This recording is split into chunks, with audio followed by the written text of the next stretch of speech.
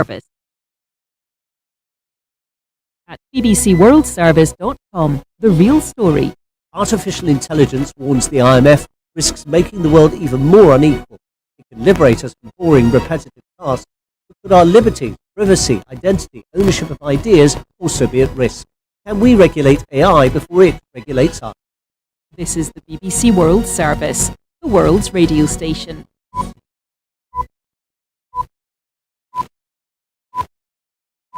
Hello and welcome to the History Hour with me, Max. This week, figures from the past who've been branded as traitors, including a one-time Chinese hero in the 1930s who signed an agreement with Japanese invaders. For some people, he's a national traitor, but for the people in the occupied area in Nanjing, he was our savior. Also, Vidkun Quisling, a Norwegian pacifist who sided with Hitler. Oslo, Vidkun Quisling. He ran to the radio studio and pronounced himself the new Nazi prime minister. Plus, the Hungarian football star who played the ultimate effect. The Polish colonel, codenamed Jack Strong, who passed the Soviet military secret CIA, and the Broadway showgirl turned Nazi broadcaster known as Sis Sally. Berlin calling the American mothers, dads, and I'd just like to say, girls, that when Berlin calls, it pays to listen. Today's Hello, I'm Emily Thomas with the BBC News. The Israeli military says it has killed dozens of Palestinian gunmen throughout the Gaza Strip in intensive operations over the past 24 hours. With more details, here's Yolande now. We're hearing about very fierce fighting in the past 24 hours in Gaza. The Israeli military saying this morning that it has killed, in its words, dozens of terrorists, and it said that they include 4 gunmen who were trying to ambush Israeli troops close to the Al-Amal hospital in Khan Yunis, and there's been a lot of concern on the humanitarian side about what's happening around these 2 big hospitals in Khan Yunis in the south. Really, the 2 the largest hospitals remaining in the south are continuing to try to serve people there, but they have seen that the fighting really encircling them. Meanwhile, negotiations to try to secure a truce and the release of Israeli hostages still held by Hamas are expected to continue this week. Austria has become the latest country to suspend aid to the UN Agency for Palestinian Refugees.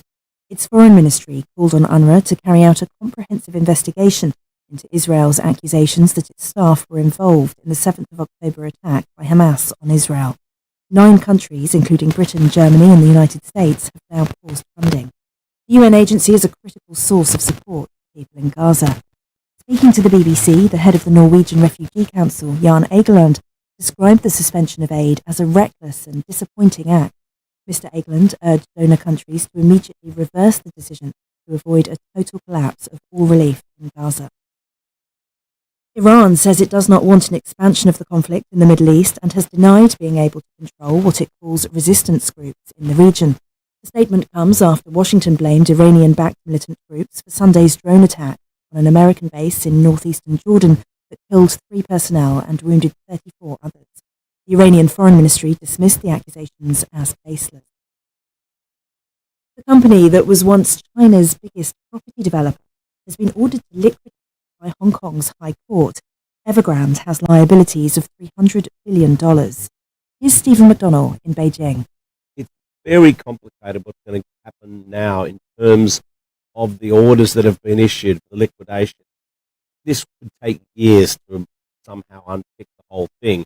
And one of the questions has been, will mainland officials recognise the right of liquidators appointed by a Hong Kong court to come and start seizing assets? If they can't seize assets, well, how are they going to sort all this out? And kind of bizarrely, this may go on for years with Evergrande still building buildings, selling more apartments and continuing on its way. You're listening to the latest world news from the BBC. French farmers are moving hundreds of tractors into place ahead of a planned blockade later of major roads into Paris.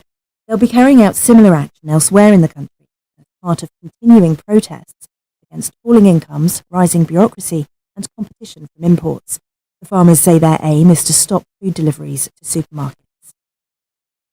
The Iranian Foreign Minister Hussein Amir Abdullahian has said there was never any crisis in relations between his country and neighbouring Pakistan. His comments come weeks after the two countries bombed targets on each other's territory and temporarily withdrew ambassadors. After talks in Islamabad, both Hussein Amir Abdullahian and his Pakistani counterpart insisted the two countries had agreed to leave recent tensions behind, move on, and resume cooperation on all fronts. A war of words between the Philippines' rival political families is heating up, with the current president, Ferdinand Marcos Jr., and his predecessor, Rodrigo Duterte, publicly accusing the other of taking illegal drugs. Neither accusation has been proven.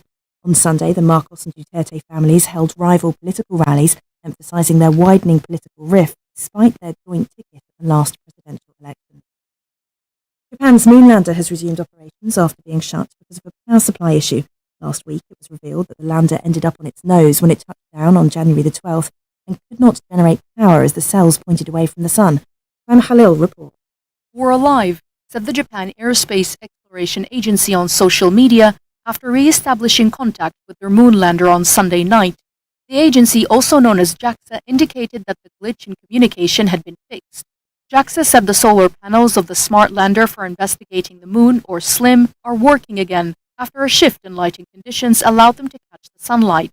The lander will analyze the composition of rocks in its search for clues about the origin of the moon. Simon Khalil in Tokyo. BBC News. Hello, this is the History Hour with Max Pierce. This week's witnesses to events from the past who've appeared on the BBC World. And for this collection, we're focusing on figures from history who've been branded traitors. A Polish army officer who fed Soviet secrets to the CIA, Hungarian football star executed for trying to defect, actress Sally, the American showgirl who broadcast Nazi propaganda, and the man whose very name has become a byword for treachery, Vidkun Quisling. The stories of Axis Sally and Norway's Vidkun Quisling are both from the Second World War, and our first figure from the past who's gone down as a traitor comes from that same period. This is from Japanese-occupied China and involves a man who was at first regarded as a Chinese hero, who later became reviled for helping the Japanese puppet regime in Nanjing. Ben Henderson has been hearing why. Today, we're going back to the Chinese city of Nanjing, previously called Nanking, during the Second World War. The Japanese invaded in 1937 and committed a terrible massacre, often known as the Rape of Nanjing. To the fury of many Chinese, one of their national heroes then collaborated with the Japanese. That man's name was Wang Jingwei, and he is synonymous with the word Hanjian, a label reserved for traitors to China. But not everyone holds that view. For some people, he's a national traitor, but for the people in the occupied area in Nanjing, he was our savior. This is Pan Jia-shen. He was born in 1933 and lived through the Japanese invasion. So how could he regard China's most infamous traitor as a savior? To find out, we'll have to go back to Pan's childhood in 1930s Nanjing. Back then, China was very agricultural, and we lived in a peaceful community. I really liked our neighbors. They always helped my family whenever we needed it. And on Chinese New Year, we would visit them to celebrate. We'd eat a huge banquet with chicken, duck, and fish. As a kid, I loved it because they gave me these small red envelopes with some money inside for good luck in the new year. We called it lucky money. But 1937 was not a lucky year. No defense that China can devise, be it men or material, can withstand this relentless advance. Triumph is to the invader. My father was in Chongqing, so it was just me, my mother, my siblings, and my grandparents at home in Nanjing when the Japanese attacked. So we ran away to the countryside. I just felt terrified. What followed was one of the worst atrocities of the 20th century. The city is ringed by the glow of 100 flames that seem funeral pyres in honor of the heroic or the helpless dead. Horror piles upon horror, and one pitiful scene surpasses another. The Japanese killed everyone, the elderly, the young, men, and women. They raped women before murdering them, and they even killed infants and babies. It was a terrible atrocity. Man carries the body of his child, clinging dumbly to the forlorn hope that life still inhabits its shattered little body. The number of Chinese killed in the Nanjing massacre is contested. Most estimates range from 100,000 to 300,000, with more than 20,000 raped. We waited until the killing stopped, and we returned home. We lived near the Yangtze River, and I saw bodies floating in the water. I found my neighbors' bodies lying in the street. It's a very painful memory. All they wanted was quiet, normal life. Even to this day, when I see the Japanese imperial uniform, I feel this horrible memory imprinted on my mind. Wang Jingwei was a national hero for his role in China's emergence from imperial rule in the early 20th century. In the 1920s and 30s, Wang competed for control of China's ruling Nationalist Party, also known as the Kuomintang. But one man constantly thwarted his path to the top. Symbol of the new China, Chinese determination, is its 52-year-old generalissimo, lean, hard-bitten Chiang Kai-shek. Today, the undisputed ruler and idol of China's 400 million. Led by Chiang Kai-shek, China resisted Japan's attack. But it wasn't enough to stop the invaders occupying Nanjing. Everybody was terrified, because you never knew when the Japanese would lay their hands on you. They might suddenly attack and kill you. Wang saw little hope of driving back Japan by force. China's enemy had far better military technology. As the massacre at Nanjing showed, resistance could be disastrous for China's people. He preferred compromise, and he sympathized with Pan-Asianism, believing Asian countries should unite so they could resist Western imperial powers. But were these high-minded ideals genuinely held, or did he really just want power? Whatever his motivations, he then took one of the most infamous decisions in Chinese history. In December 1938, astonishing news came through. Wang Jingwei, one of the most senior members of the nationalist government, had defected to seek a peace agreement with Japan. Rather than fight the enemy who had committed the horrors at Nanjing, Wang decided to join them. 2 years later, in 1940, Wang Jingwei was appointed head of a new Japanese-controlled puppet regime in Nanjing, called the Reorganized Government of China. When Wang Jingwei established his government in Nanjing, he started negotiating with the Japanese, and they seemed to calm down a bit. There was no more killing in the city. Things were more peaceful. Han was still living there with his family. Before Wang's regime, whenever you encountered a Japanese soldier on the street, you had to bow to him. If you didn't, he would show you his blade and threaten you. But when Wang set up his government, you didn't need to bow to them anymore. Wang Jingwei visited my school once to give a speech. I remember thinking how smart and knowledgeable he was. Obviously, some people have very different opinions, and they might ask, given how terribly the Japanese behaved in Nanjing, how could Wang ever consider allying with them? Many people have that view, and I can totally understand it. But if Wang hadn't established his regime in Nanjing, there would have been no one to stop the Japanese continuing their atrocities. Yes, for some people, he's a national traitor. But for the people in the occupied area in Nanjing, he was our savior.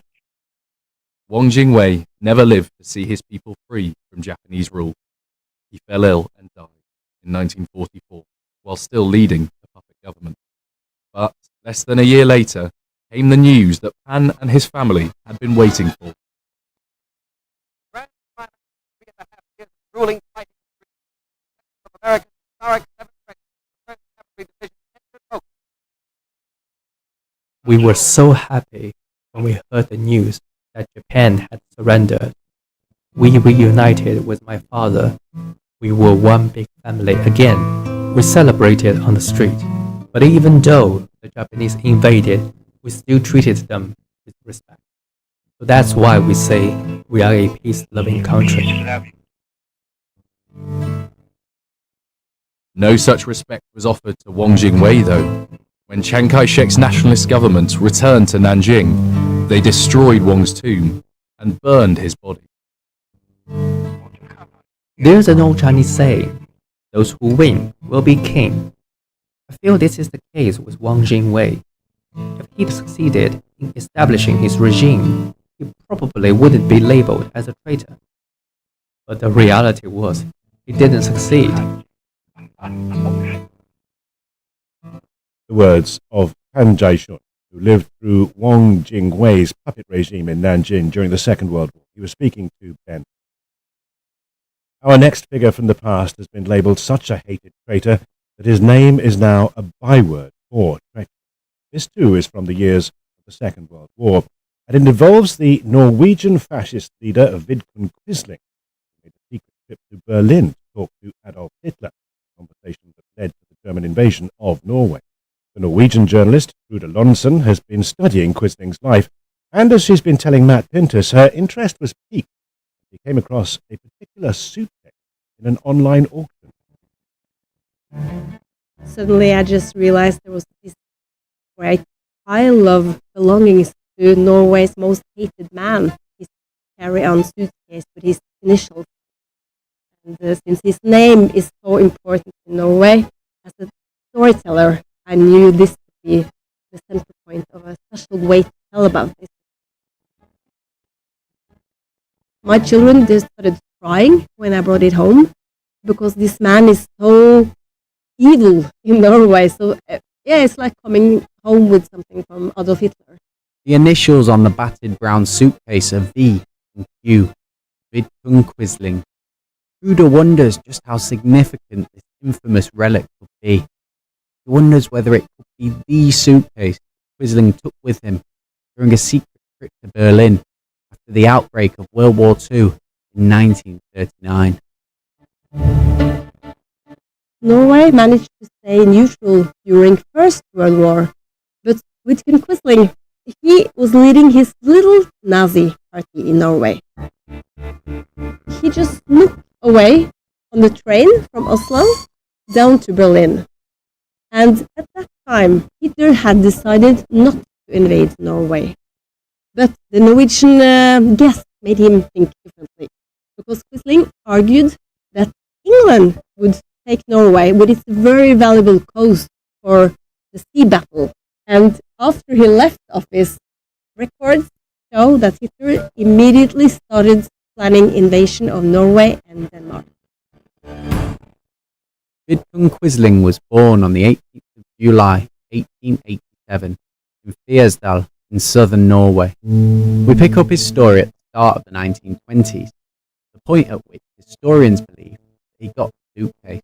He bought it as a young man who was actually kind of a little hero.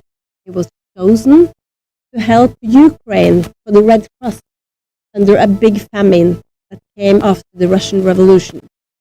And he helped handing out food, actually to people who were eating their own children. There was cannibalism, and he registered terrible conditions there. He dared to go to desperate people's houses and to report to British media, actually, to mobilize help for this poor country. But his time there shaped his views. He saw with his own eyes the country falling apart and being turned upside down and making a lot of tragedy for people. So he became fanatically afraid of communists. And increasingly right-wing. He believed in Nordic racial superiority. And in 1933, he formed his own fascist political party. It wasn't a success. In the 1936 parliamentary elections, picked up less than 3% of the vote, but his meeting with Hitler in Berlin in 1939 would change everything, particularly for the thousands of Jews who lived in Norway. One of them was Quisling's own neighbour, Leif Kirst. Leif was only 9 years old when the war broke out. He lived in the flat opposite Quisling in Oslo and would spy on him from behind his curtains. He remembers Quisling needing 2 armed guards in front of his house at all times. This man was hated also by us children. At the same time, we were scared of him, so it was important not to touch the curtains. It shouldn't be possible to see from the street level that someone stood watching. It was a very strange mix of being a bit scared and a bit impressed. On the 9th of April 1940, with the German invasion of Norway in progress, the Norwegian government and royal family fled to England, and it was at this point that Quisling attempted to seize power in the world's first ever radio broadcast coup d'etat. Oslo, Vidkun Quisling.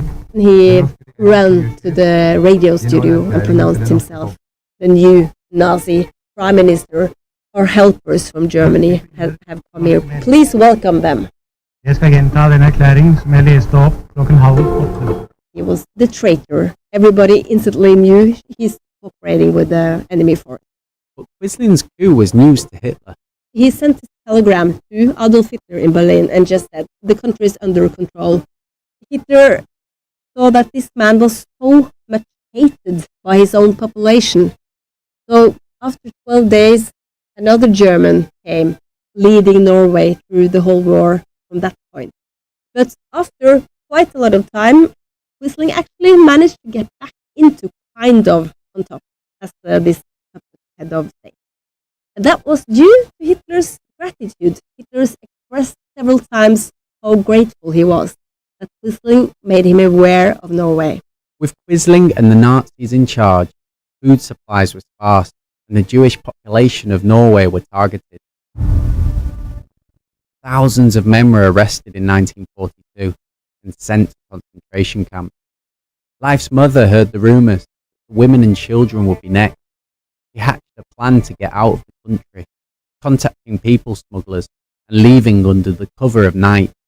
Leif and his siblings walked for hours through dense forest in the pitch black. They needed a route out. Sweden was neutral, and it was just over the water. Så det noen av oss som ser en gruppe mennesker som kommer frem fra skogbrynet der borte. Suddenly, some of us spot a group of people emerging from the edge of the forest ahead. Who was this? It might well be Germans, Nazis, whatever. And then these silhouettes come even closer and we see that they all have guns. Then one of them suddenly says, "Welcome to Sweden." I shall never forget that sentence. Welcome to Sweden was a sign that we had made it. We were taken to their camp. I wake up the next morning smelling something. It turns out to be hot chocolate, which we had not had for several years. I think that was one of the very best meals I had ever had. Life was out, but thousands of other Norwegian Jews weren't so lucky. Just weeks after, on the 25th of November 1942, all remaining Jews in Oslo, including women, children, the sick, and people with disabilities, were arrested and taken to Germany. Quisling was in charge until 1945, when Hitler and the Nazis were finally defeated and the war was over. The exiled Norwegian government returned to the country, and Quisling was sentenced to death by firing squad. His name became the word for traitor, not only in Norway but in the whole world. It's quite interesting that Winston Churchill was one of the people who made exactly this man's last name, gave it this significance. We had a terrorist in 2011 who killed a lot of young people, and Anders Behring Breivik compared himself to Vidkun Quisling just after killing 68 young people. Those two guys are the two most hated persons in Norway forever. The Norwegian journalist Trude Lawrence was speaking to Matt.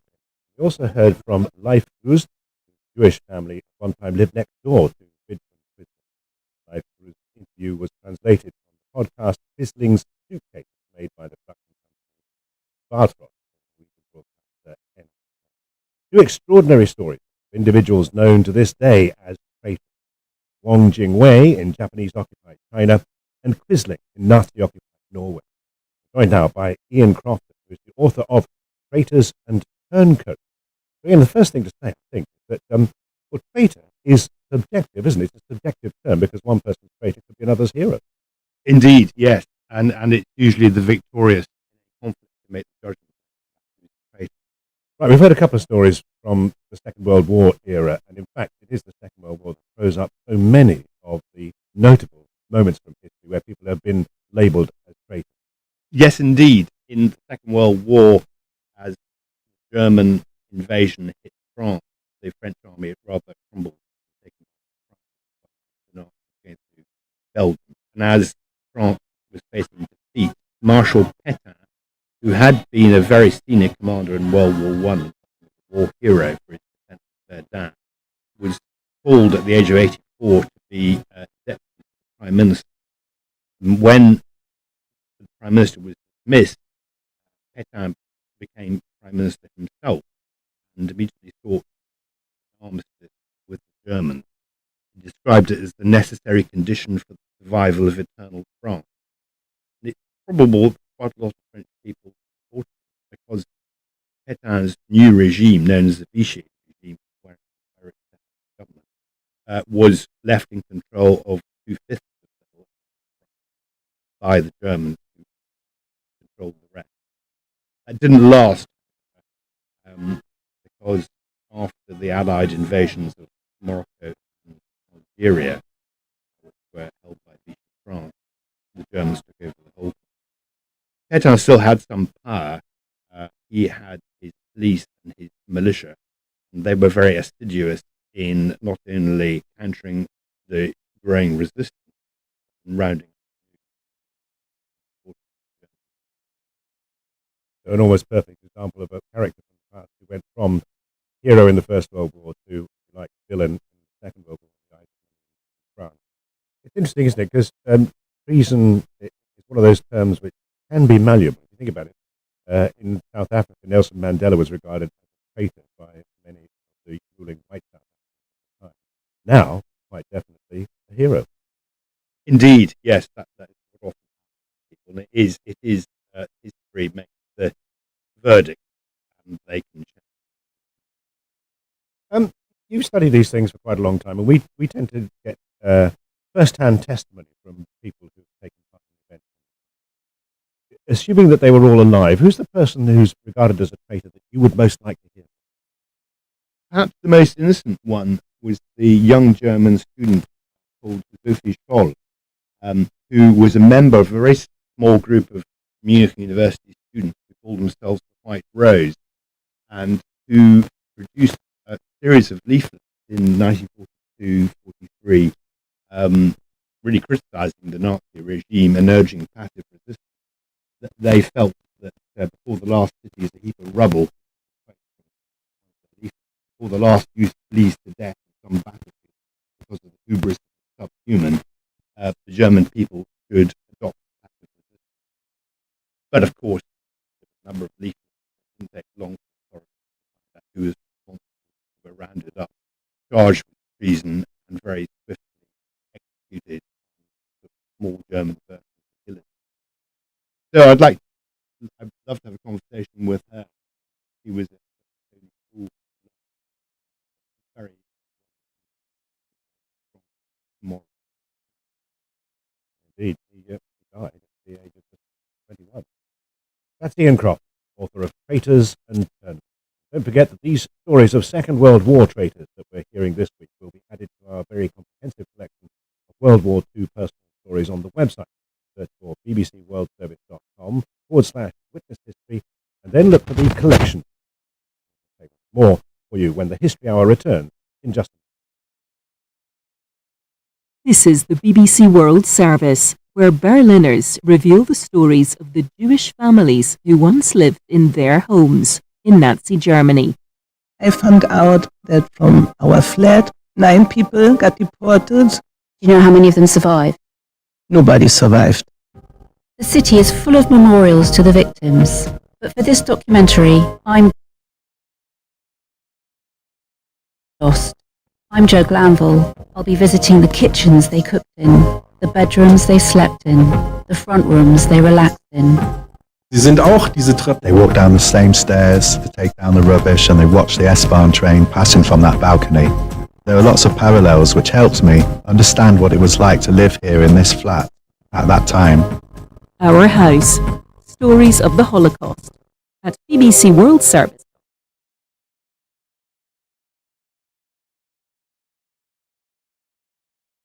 Coming up in part 2 of the History Hour, looking at treason and traitors, the Polish colonel who passed Soviet secrets to the CIA, the first American woman to be convicted of treason, and the Hungarian football star executed for trying to defect with his lover.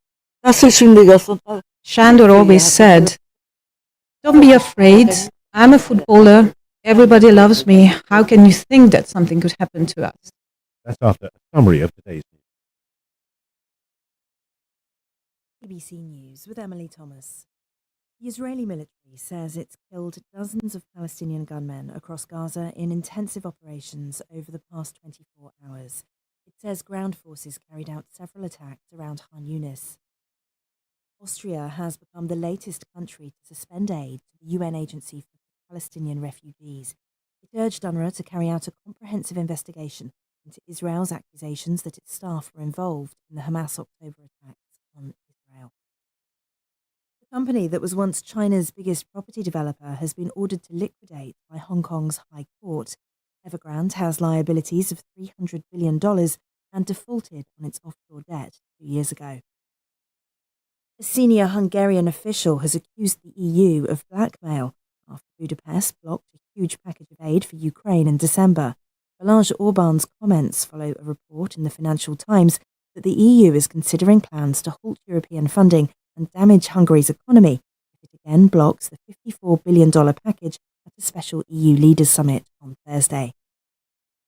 A war of words between the Philippines' rival political families is heating up, with the incumbent, Ferdinand Marcos Jr., and his predecessor, Rodrigo Duterte, publicly accusing the other of taking illegal drugs. On Sunday, the families held rival political rallies, emphasizing their widening political rift, despite their joint ticket at the last presidential election. Japan's moonlander has resumed operations after being shut for a week because of a power supply issue. Japan's space agency re-established contact on Sunday night. A man who'd claimed on his deathbed last week to be one of Japan's most wanted fugitives has died in hospital of terminal cancer. He claimed to be Satoshi Kirishima, who's been wanted for half a century for involvement in deadly bombings in Tokyo. Welcome back to part 2 of the History Hour with Matthew. This week looking at traitors and sexual. The Hungarian football star executed for trying to defect rather than give up the love of his life, and a Polish military officer who had Soviet secrets to the Americans in the 70s. But before that, we are back in the Second World War, the story of a woman who gained infamy for what she did on the radio. Here's Jane Wilkins. I'm taking you back through the archives to 1948 and the trial of a former Broadway chorus girl accused of treason during World War II and who became known as Axis Sally. This is Berlin calling. Berlin calling the American mothers, wives, and staff. And I'd just like to say, girls, that when Berlin calls, it pays to listen.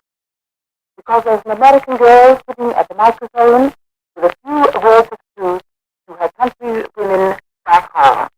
Hi guys, this is your friend Uruj from SendWave. SendWave is a money transfer app that is used by people all over the world to send money to their loved ones in Africa. With SendWave, you can send money to Ghana, Nigeria, Kenya, Uganda, and Tanzania. And the best part is, SendWave is absolutely commission-free. Our exchange rates are excellent. You can see for yourself by checking them out on our website. So how do you use SendWave?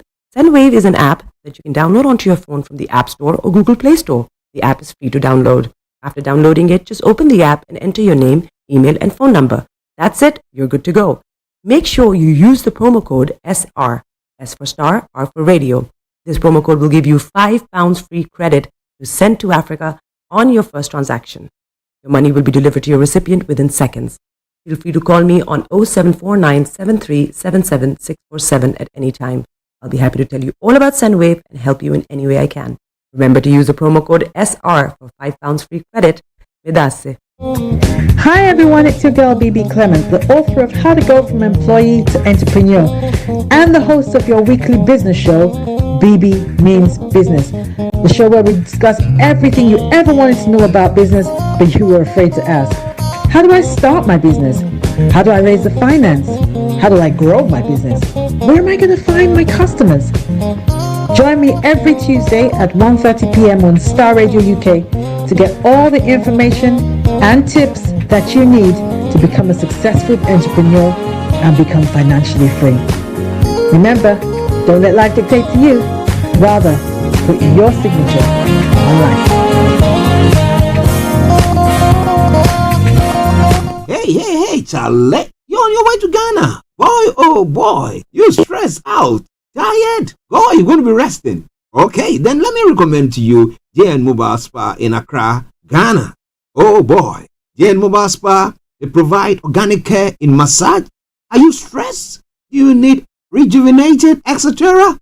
For your facials, maybe exfoliating, firming, and lifting? Then contact JN Spa on 00233 244 941 002 or 00233 2006 06386, and they will be right there on time. JN Mobile Spa, your health and beauty needs at your doorstep.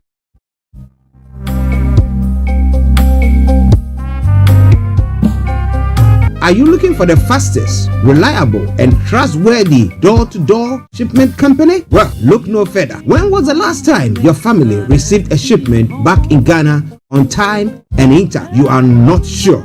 Well, Lamb Shippers, we pride ourselves with being the fastest, reliable, and trustworthy shippers you can use. You are assured of a prompt pickup anywhere in the UK by our personnel. They also make sure your items are well packaged to get to its destination in time. When it comes to door-to-door shipment, look no further.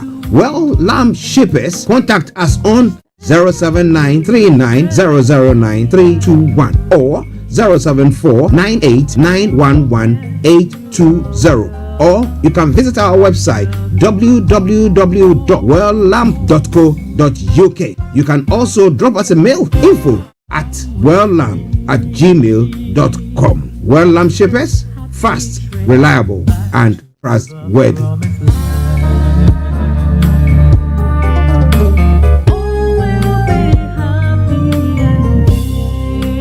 Hi there. Are you dreaming of owning your own house in Ghana? Then you will need a well-documented piece of land that is free from troubles. I highly recommend My Africa Property for any size of land that you will need. With My Africa Property, lands are available in Pram, Sopoli, Tohenia, Ogome, Dodova, Winneba, and many other locations at affordable prices. These locations are about an hour away from the airport, only 35 minutes from the motorway, 10 minutes drive from Central University College, 10 minutes drive to the beach, and close to Pram Senior High School and Ghana Men's Soccer Center of Excellence. For more details, visit our website www.myafricaproperty.com or call our UK office on 0208 123 2523. For our US and Canada offices, call us on +1 585 184 994145. You can also email us at ghana@myafricaproperty.com. Getting onto the property ladder has never been easy until now. Join us this and every Thursday from 7 p.m. to 8:30 p.m. live on the Property Hour show on Starr Radio UK, where we talk to mortgage brokers, property developers, estate agents, landlord, tenant, property consultants on how to invest or get into the property business and make money. You can't afford to miss this. The Property Hour show is your best source into the property industry. Tune in to On Point here on Starr Radio UK with Empress Regina every Monday at 5 p.m. GMT. Looking forward to your company. Hi guys, this is your friend Uruj from SendWave. SendWave is a money transfer app that is used by people all over the world to send money to their loved ones in Africa. With SendWave, you can send money to Ghana, Nigeria, Kenya, Uganda, and Tanzania. And the best part is, SendWave is absolutely commission-free. Our exchange rates are excellent. You can see for yourself by checking them out on our website. So how do you use SendWave? SendWave is an app that you can download onto your phone from the App Store or Google Play Store. The app is free to download. After downloading it, just open the app and enter your name, email, and phone number. That's it. You're good to go. Make sure you use the promo code SR. S for Star, R for Radio. This promo code will give you £5 free credit to send to Africa on your first transaction. Your money will be delivered to your recipient within seconds. Feel free to call me on 0749 7377 647 at any time. I'll be happy to tell you all about SendWave and help you in any way I can. Remember to use the promo code SR for £5 free credit. Vedasse. Hi everyone, it's your girl BB Clement, the author of How to Go from Employee to Entrepreneur and the host of your weekly business show, BB Means Business, the show where we discuss everything you ever wanted to know about business but you were afraid to ask. How do I start my business? How do I raise the finance? How do I grow my business? Where am I going to find my customers? Join me every Tuesday at 1:30 p.m. on Starr Radio UK to get all the information and tips that you need to become a successful entrepreneur and become financially free. Remember, don't let life dictate to you. Rather, put your signature on life.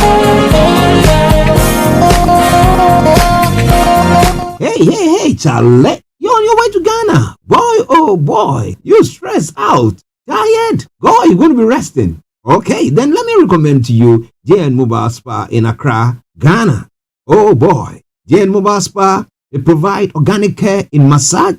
Are you stressed? Do you need rejuvenated, etc.?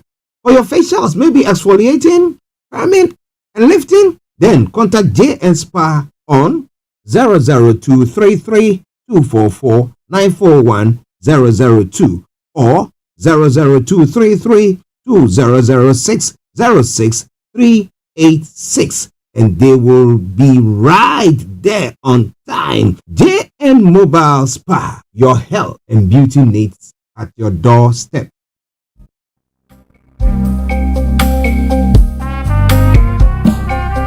Are you looking for the fastest, reliable, and trustworthy door-to-door shipment company? Well, look no further. When was the last time your family received a shipment back in Ghana on time and in time? You are not sure?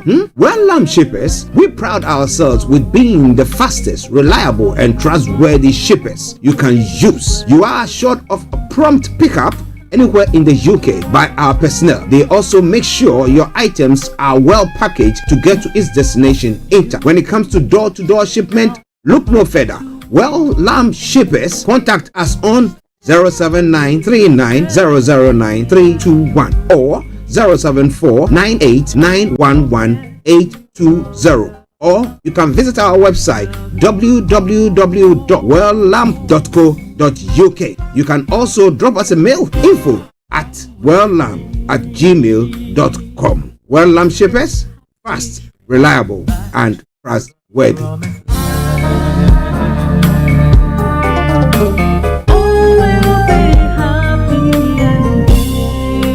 Hi there. Are you dreaming of owning your own house in Ghana?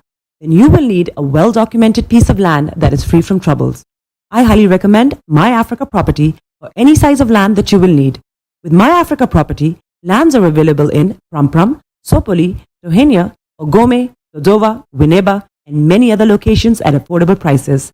These locations are about an hour away from the airport, only 35 minutes from the motorway, 10 minutes drive from Central University College, 10 minutes drive to the beach, and close to Prampram Senior High School and Ghana Men's Soccer Center of Excellence. For more details, visit our website www.myafricaproperty.com or call our UK office on 0208 123 2523. For our US and Canada offices, call us on +1 585 184 994145. You can also email us at ghana@myafricaproperty.com.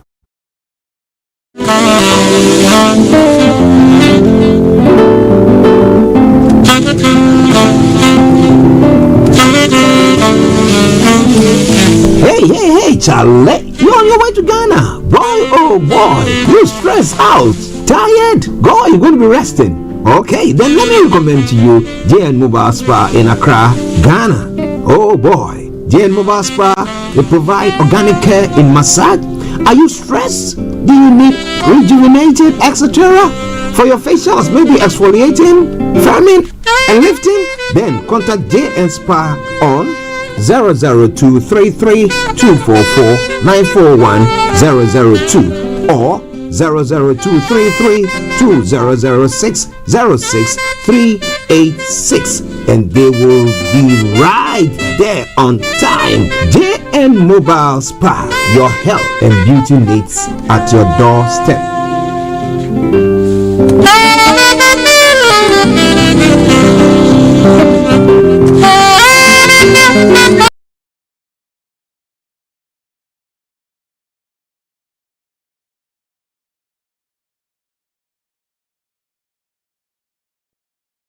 Radio show. The best radio show.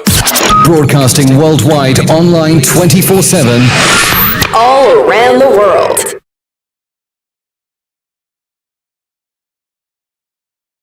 In your car. At work. At home. On your smartphone. This is Starr Radio UK. Are you ready to turn it up? 10, 9, 8, 7, 6, 5, 4, 3, 2, 1. Oh, your heart is aching. Smile even though it's breaking. When there are clouds in the sky, you get by. If you smile through your fear and sorrow, smile and maybe tomorrow you find that life is still worthwhile. If you just smile. Hey, this is Archie, and you are listening to Starr Radio UK and the Morning Show.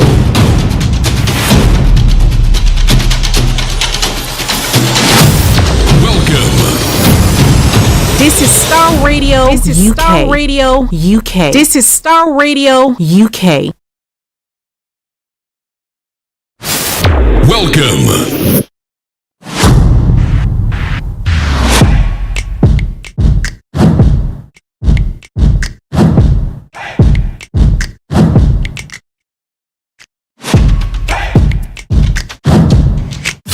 Broadcasting worldwide, online 24/7. Enlighten your day with Starr Radio.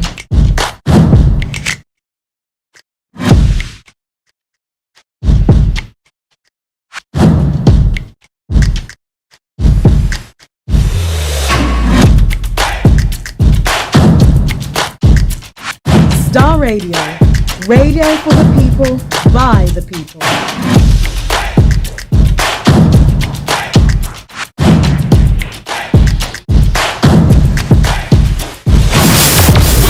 Welcome. And let me say massive good morning, good afternoon, good evening, good dawn to you, wherever you might be on planet Earth, and those of you on other planets as well. We want to salute each and every one of you and welcome you to the Monday edition of the Morning Show. Today is the 29th day of January, the year 2021, with the time now 10:49 from the hearts of London. This is Archie, and this is Starr Radio UK, and this is the Morning Show. Let me say good morning to my able producer, Mr. Francis Guy, who has been working assiduously this morning, making sure everything is ticking along nicely with some few technical challenges. He's been working on it since yesterday. And I say, Francis, massive good morning to you, and thank you very much for the good work that you do for this radio station and every one of the producers and all the presenters on Starr Radio UK. I salute each and every one of you. Let me say good morning to Mr. Olaimi Kwaiki, who's also sent us messages pertaining to the story that we need to put across. As I said, we're working on getting him back fully so that he could bring you all those updates that he normally does. However, let me say good morning also to HRH Linda Pallien all the way in Cyprus. Linda, I hope you are doing very well. She's also going to be joining us exactly at 12 o'clock to bring you Career 101. So in a gist, that's what's going to be happening. But let me put it this way. Good morning to you wherever you have tuned in this morning to listen to us. all the way in Kent. Mr. Dan Teberi, CEO of GL Accountancy Services, a money man, I salute you. KB Bossman, massive good morning to you. Anthony Adedeji, good morning. Aziz, good morning. My bishop himself, Bishop Additional, good morning to you. To Shamsuddin, good morning. Pastor Emmanuel Chidi, Pastor Momo, hey, how are you doing? I salute you all, and I hope you're all doing very, very well this morning. Wherever you are, once again, welcome to the Monday edition of the morning show. As I did say earlier on, well, this is how the program goes. I'm going to bring a quote for today. The weather forecast will follow suit, then the travel update. We'll move on from there. We'll have a look at some of the stories making the rounds across the globe. Then at 11 o'clock, I will begin to bring you all the details of the stories making the rounds, looking at it from Nigeria to other parts of the African countries, continent, and then we'll look at Ghana as well. We'll come to the UK, other parts of the world, and then we'll land finally at the UK, where we bring the curtains down for the first part, and then we'll cross over to Cyprus, where our own HRH Linda Pallien is, where she's going to be bringing you Career 101. So wherever you are this morning, don't touch the dial. This Starr Radio UK. But do me a massive favor, share the broadcast with your friends and invite them to like. Welcome once again to the program. Now, the quote of the day says, being passionate about whatever you do and caring intently about your work is the name of the game.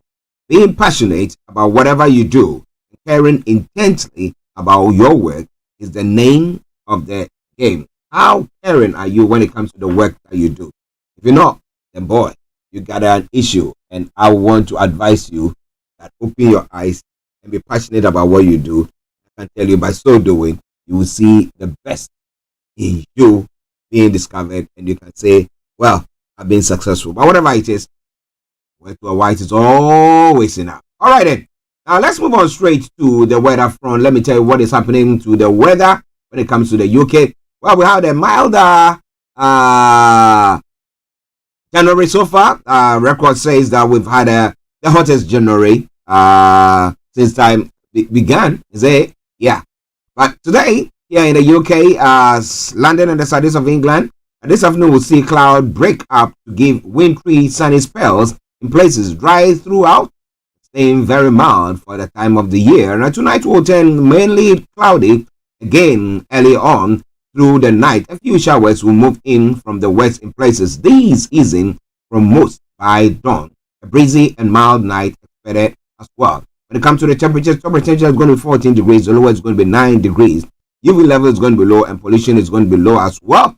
Sunset is going to be at 0744 and sunrise for tomorrow morning is 16. But sunset 1644 and sunrise for tomorrow morning is going to be 0744 hours. Okay. My apologies there. All right then. So this is Starr Radio UK. I'm going to take you straight to the travels as well. Well, our normal music in the background, our travel music, it's not going to be coming your way because the technical team are working on something which we think is might be causing some sound that is playing beneath, and it's causing a bit of a problem or a challenge for us there. So wherever you are, don't touch the dial. But now let's move on straight. Now, so keep your eyes on the roads. Also keep it navigated. I promise I'll be on the Starr Radio Travel App. The other country where every weekday from 10:40. It's now 10:54. What have we got for you? Now, Central Line has got severe delays. DLR minor delays, and Piccadilly Line minor delays. Other side, all the other underground lines, good service. London Overground and Tramlink, good service there as well.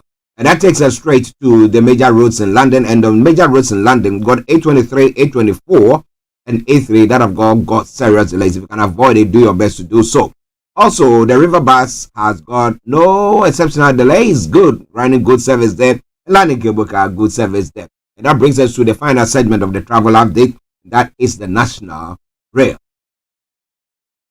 So on the National Rail this morning, Avanti West Coast has got minor delays. Chiltern Railway special service, Cross Country special service, East Midlands Railways special service, Grand Central minor delays, Great Western Railway minor delays, Northern Rail minor delays, ScotRail, Southeastern, and Transport for Wales have all got minor delay. Wow. So on that note, that is how I will say it once again. Good morning, good afternoon, good evening, good dawn to you, wherever you might be on planet Earth. Enjoy your commute for today. But you know what? Continue to keep those eyes where? On the road. Let's take a quick break and I'll be Hi guys, this is your friend Uruj from SendWave. SendWave is a money transfer app that is used by people all over the world to send money to their loved ones in Africa. With SendWave, you can send money to Ghana, Nigeria, Kenya, Uganda, and Tanzania. And the best part is, SendWave is absolutely commission-free. Our exchange rates are excellent. You can see for yourself by checking them out on our website. So how do you use SendWave? SendWave is an app that you can download onto your phone from the App Store or Google Play Store. The app is free to download. After downloading it, just open the app and enter your name, email, and phone number. That's it. You're good to go. Make sure you use the promo code SR. S for Star, R for Radio. This promo code will give you £5 free credit to send to Africa on your first transaction. Your money will be delivered to your recipient within seconds. Feel free to call me on 0749 7377 647 at any time. I'll be happy to tell you all about SendWave and help you in any way I can. Remember to use the promo code SR for £5 free credit. Vedasse. Hi everyone, it's your girl BB Clement, the author of How to Go From Employee to Entrepreneur and the host of your weekly business show, BB Means Business. The show where we discuss everything you ever wanted to know about business but you were afraid to ask. How do I start my business? How do I raise the finance? How do I grow my business? Where am I going to find my customers? Join me every Tuesday at 1:30 p.m. on Starr Radio UK to get all the information and tips that you need to become a successful entrepreneur and become financially free. Remember, don't let life dictate to you. Rather, put your signature on life.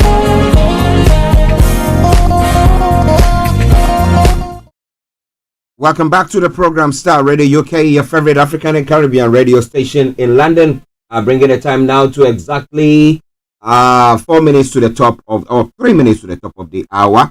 It is the Monday edition of the morning show. I remain yours sincerely, the one and only Archie. And let's move on. So, when it comes to some of the stories making the rounds this morning, Tinubu not responsible for Burkina Faso, Mali, and Niger's exit.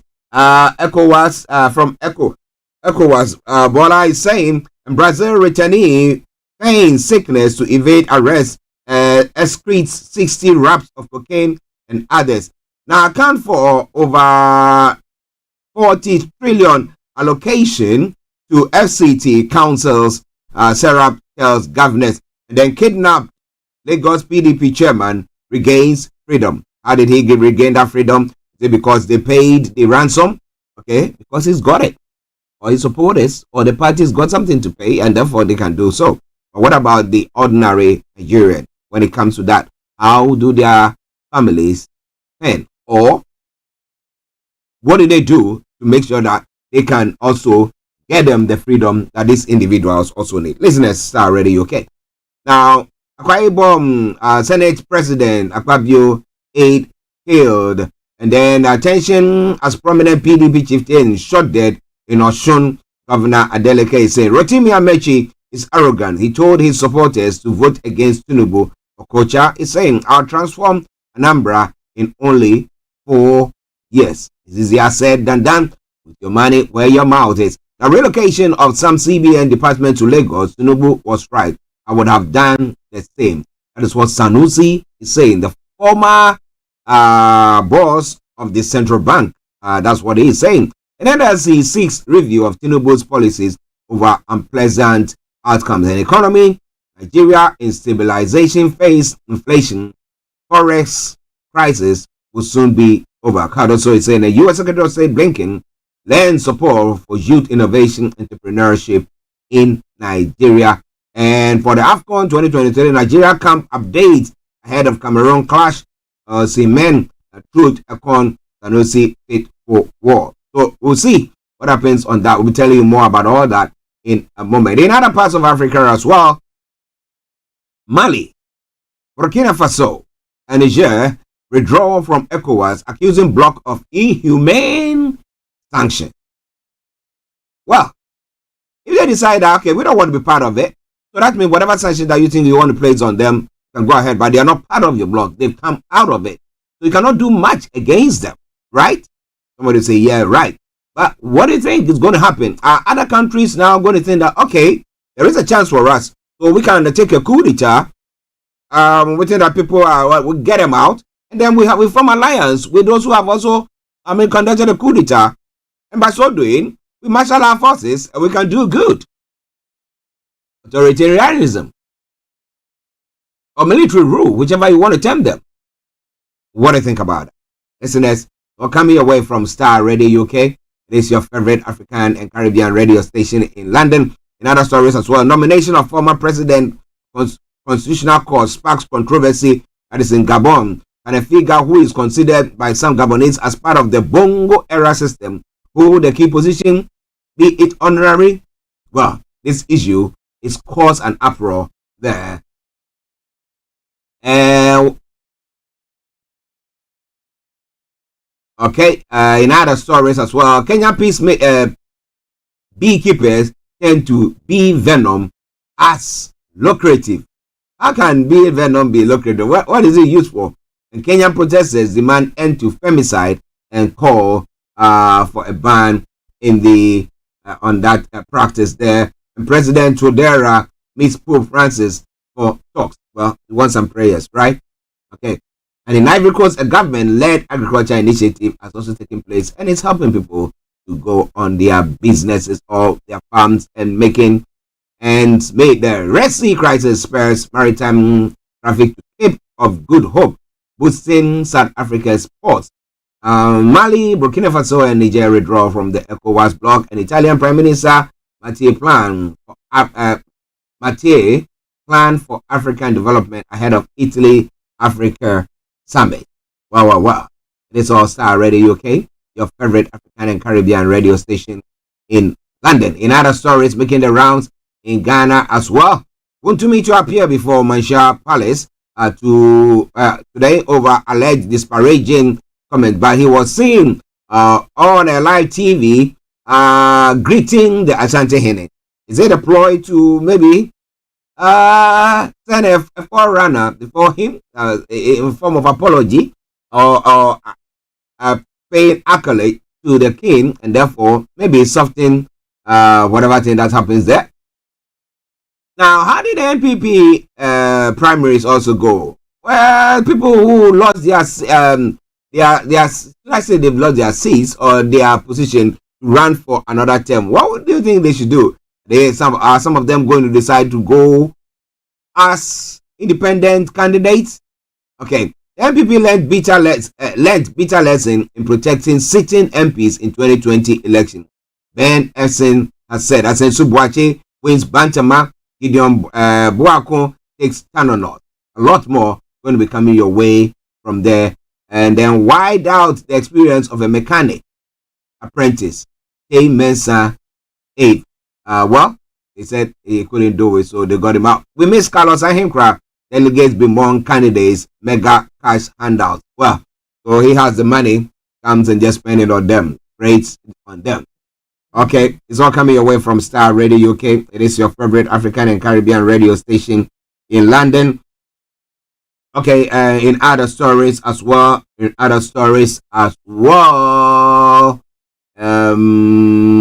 Okay. I will bring you more. I was dismissed from the police service in 2007 for disobeying a big woman. Who is that big woman? We'll be looking at it. And who? It's quite an interesting one, right? Okay, so we'll be looking at all that in a moment. So coming away from Starr Radio UK. But German coach Jürgen Kohler applies for Black Stars coaching job. Okay, so maybe we need a German coach to do the job for us. Or is it the money?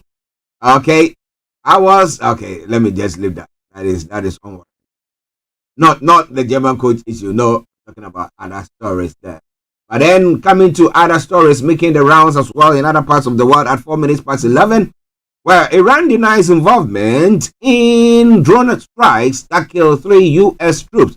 President Joe Biden has vowed the U.S. will respond after the attack in Jordan, which he blames on Iran-backed militant groups.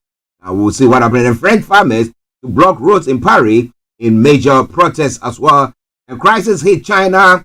Evergrande ordered to liquidate the Hong Kong order. The Hong Kong order may matter later in the mainland, where most of the property giants' assets are held. So, a Japan moon lander wakes up and resumes mission. The lander has begun sending photos, including that of a nearby rock nicknamed Toy Poodle. And then Nicole Kidman, Hong Kong drama not shown in city, and shooting stars worshippers at Istanbul Catholic Mass. Police are searching for gunmen who shot one man dead during a Sunday service. Lots more going to come your way from there as well. And then in the UK, disposable vapes to be banned over fears for children's health. Rishi Sunak announces the plan, saying we must act to tackle a rise in vaping among children. We drove home with empty baby seats. NHS trusts accused of avoidable infant death. Have you experienced anything of the sort? And how do you think is the way forward for us? Is it the staff that are not upping their games, or is it resources that are not available? The staff are overwhelmed by the job that they have to do, so not enough staff there. Well, lots more going to be coming your way from there. Gov denies UK government playing politics during pandemic. We're not using COVID response to keep UK together. And then FM and her team were thinking politically. That's what Gov is saying. And independent supporters say UK is dysfunctional entity. Well. And the body of a baby girl found in pub toilet. Oh God. One dead after being struck by a bus in London. The bus crashed into the pedestrian outside Victoria bus station in central London. That's all stories making the round this morning. Let me bring you some music. Uninterrupted, of course. And I will be with you. And this time round, this is from Jeff Richards. And he says what? A praise medley. Just enjoy it and I'll be with you.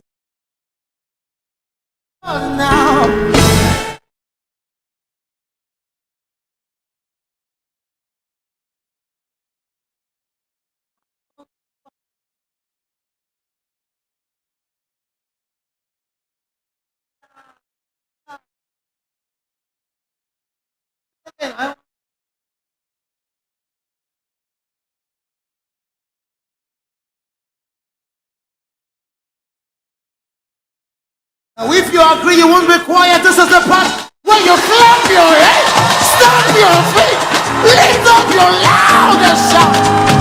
Hey, I love to praise in the African way. In the morning when I wake up, I will sing my praise unto you, my God. I will dance and I will shout to you, Lord. You have been my help from now till ever. Everybody in the morning. When I wake up, I will sing my praise unto you, my God. Everyone will sing and say, shout I will dance to you. You have been my help. Sing it again. In the morning when I wake up. When I wake up, I will sing my praise unto you, my God. You got to sing it like you mean it. Shout I will dance to you. You have been my help. Are you ready now? Yeah.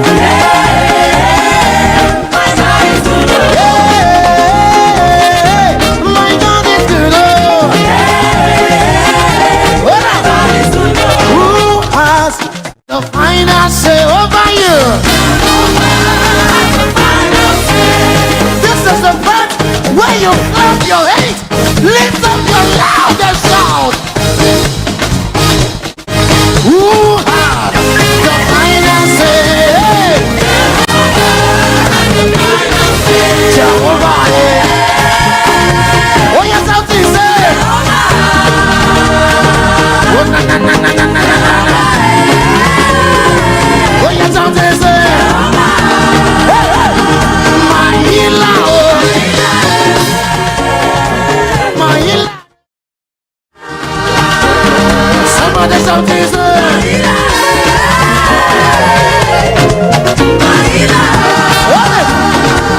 Who has the final?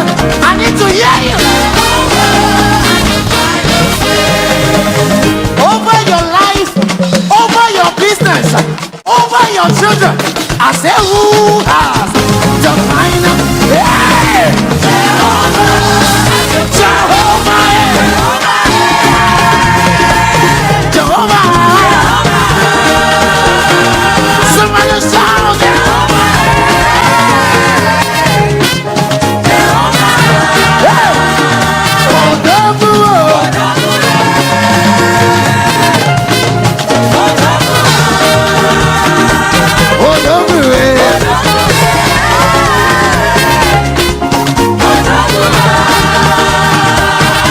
I said this kind God.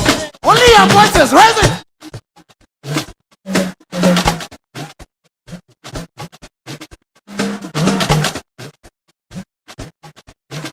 One more time, raise it up and shout this say.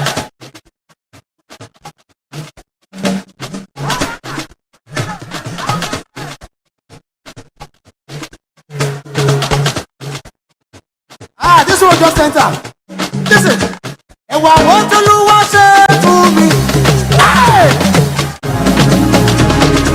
I can't hear you for some reason. And what to lose to me? Oh yes, yes, yes, yes, yes. Break the music, hey!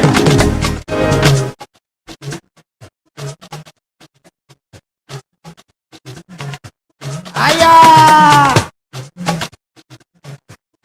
He's kind God. Everybody say, say, say. I never see your side. Oh, yes, I'm this. He's kind God. Blessed be that. This is Starr Radio UK.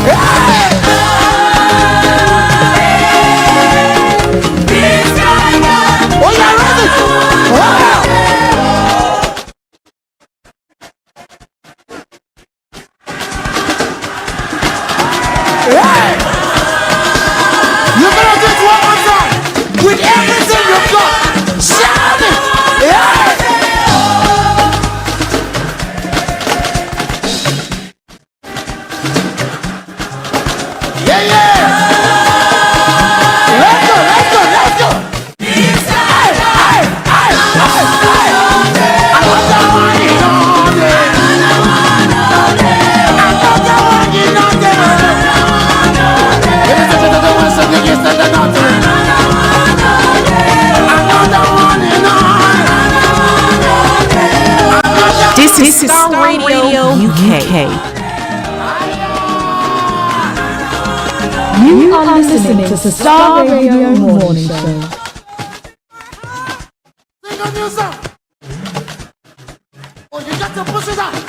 Hi guys, this is your friend Uruj from SendWave. SendWave is a money transfer app that is used by people all over the world to send money to their loved ones in Africa. With SendWave, you can send money to Ghana, Nigeria, Kenya, Uganda, and Tanzania. And the best part is, SendWave is absolutely commission-free. Our exchange rates are excellent. You can see for yourself by checking them out on our website. So how do you use SendWave? SendWave is an app that you can download onto your phone from the App Store or Google Play Store. The app is free to download. After downloading it, just open the app and enter your name, email, and phone number. That's it. You're good to go. Make sure you use the promo code SR. S for Starr, R for Radio. This promo code will give you £5 free credit to send to Africa on your first transaction. Your money will be delivered to your recipient within seconds. Feel free to call me on 0749 7377647 at any time. I'll be happy to tell you all about Sendwave and help you in any way I can. Remember to use the promo code SR for £5 free credit. Vedasse. Hi everyone, it's your girl BB Clement, the author of How to Go from Employee to Entrepreneur and the host of your weekly business. Everything you ever wanted to know. How do I raise the finance? How do I grow my business? Where am I going to find my customers? Join me every Tuesday at 1:30 p.m. on Starr Radio UK to get all the information and tips that you need to become a successful entrepreneur and become financially free.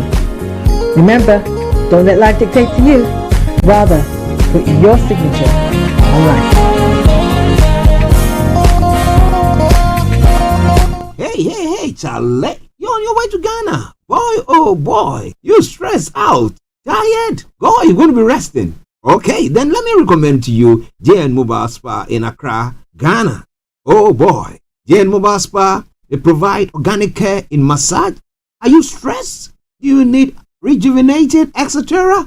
For your facials, maybe exfoliating, firming, and lifting? Then contact JN Spa on 00233 244 941 002 or 00233 2006 06386, and they will be right there on time. JN Mobile Spa, your health and beauty needs at your doorstep. Everywhere you go, Afrobeat reggae dancehall taking over. Everywhere you go, Afrobeat reggae dancehall taking over. Yo, what's up, people? This is a boy Raskin Bobo One. Tune in every day, every night at the Starr Radio UK with the big man them Archie. When I say Orta, you say fire. Welcome back to the program Starr Radio UK, your favorite African and Caribbean radio station in London. Bringing the time now to 17 minutes past the top of the hour.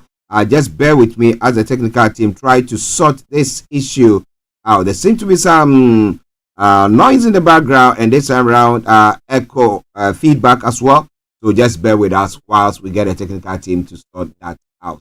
Okay? Whilst we continue. But wherever you are, stay tuned. Don't touch the dial. Now, let's look at the story that's making the rounds in details, starting from Nigeria this morning, where okay, just bear with me. Making sure if anybody's on, I'll be able to acknowledge them as well. But share the broadcast with your friends and loved ones and invite them to like our pages wherever you might be. Starr Radio UK. Now, information that is coming through that, well, Burkina Faso, Mali, and Niger have decided to exit their ECOWAS. Exit. Well, and some are throwing the blame at the doorstep of the president of Nigeria, Bola Tinubu.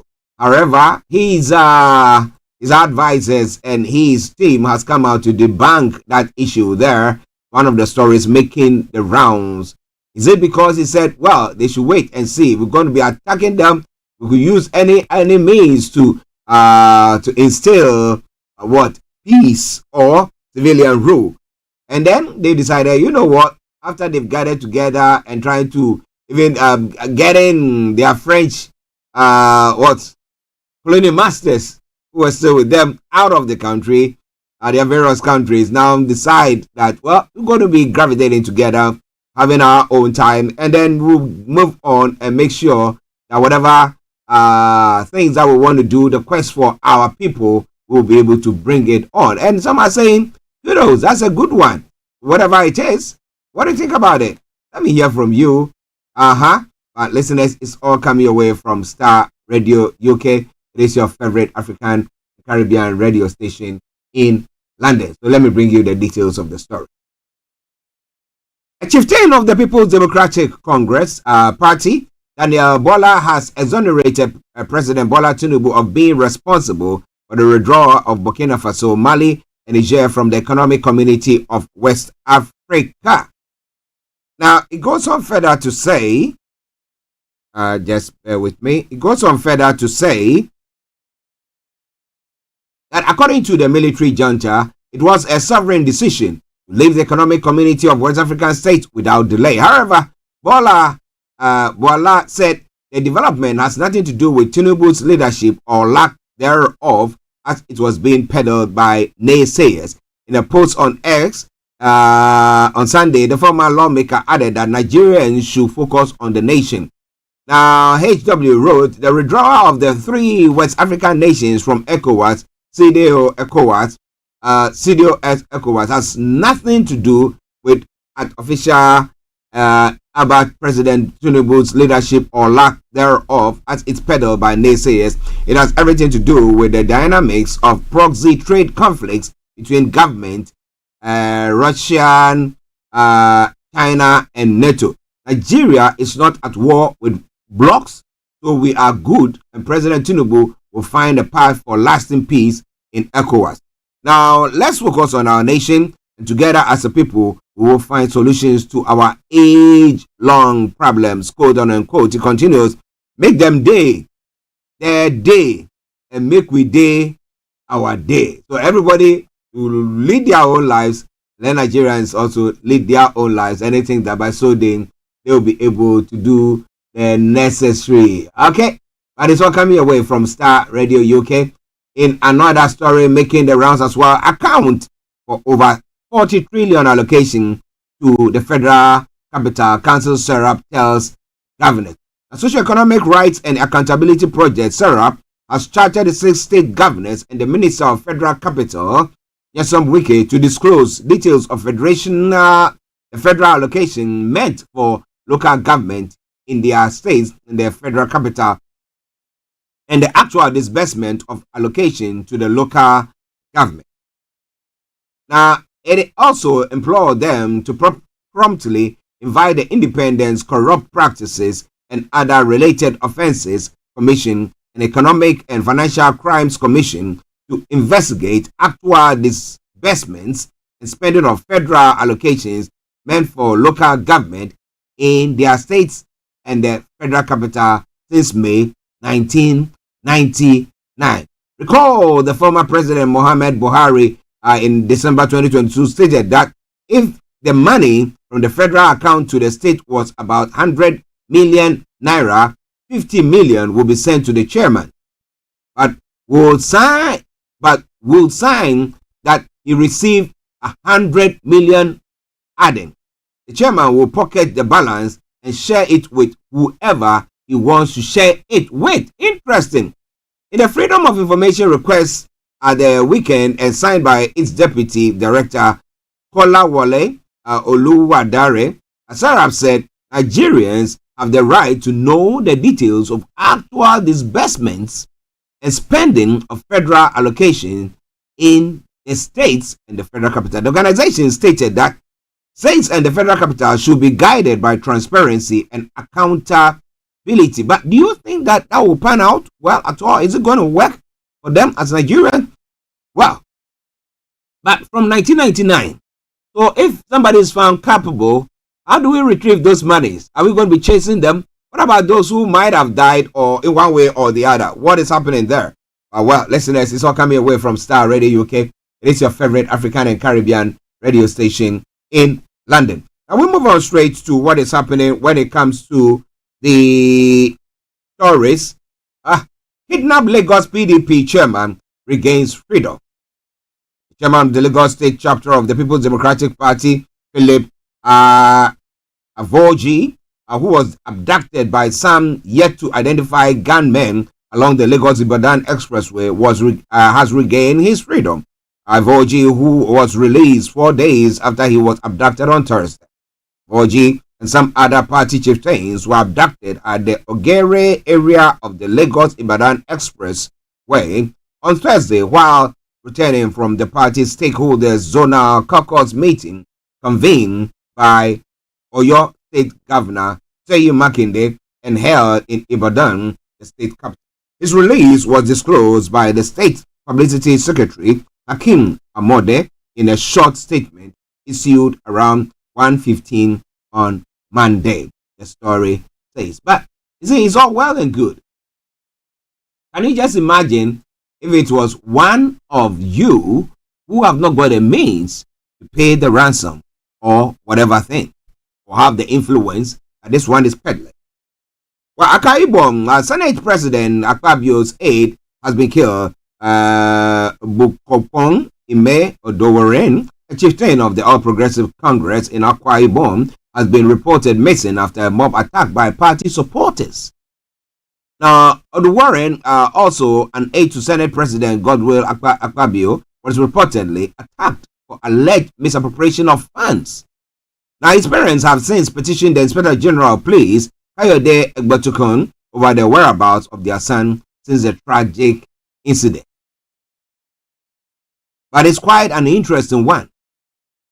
Now, if people decide now they're going to be standing up for themselves and make sure that whatever monies that have been given to people to use are being used for the purpose, and not that they are pocketing it, I think our politicians will now sit up and do the right thing, right?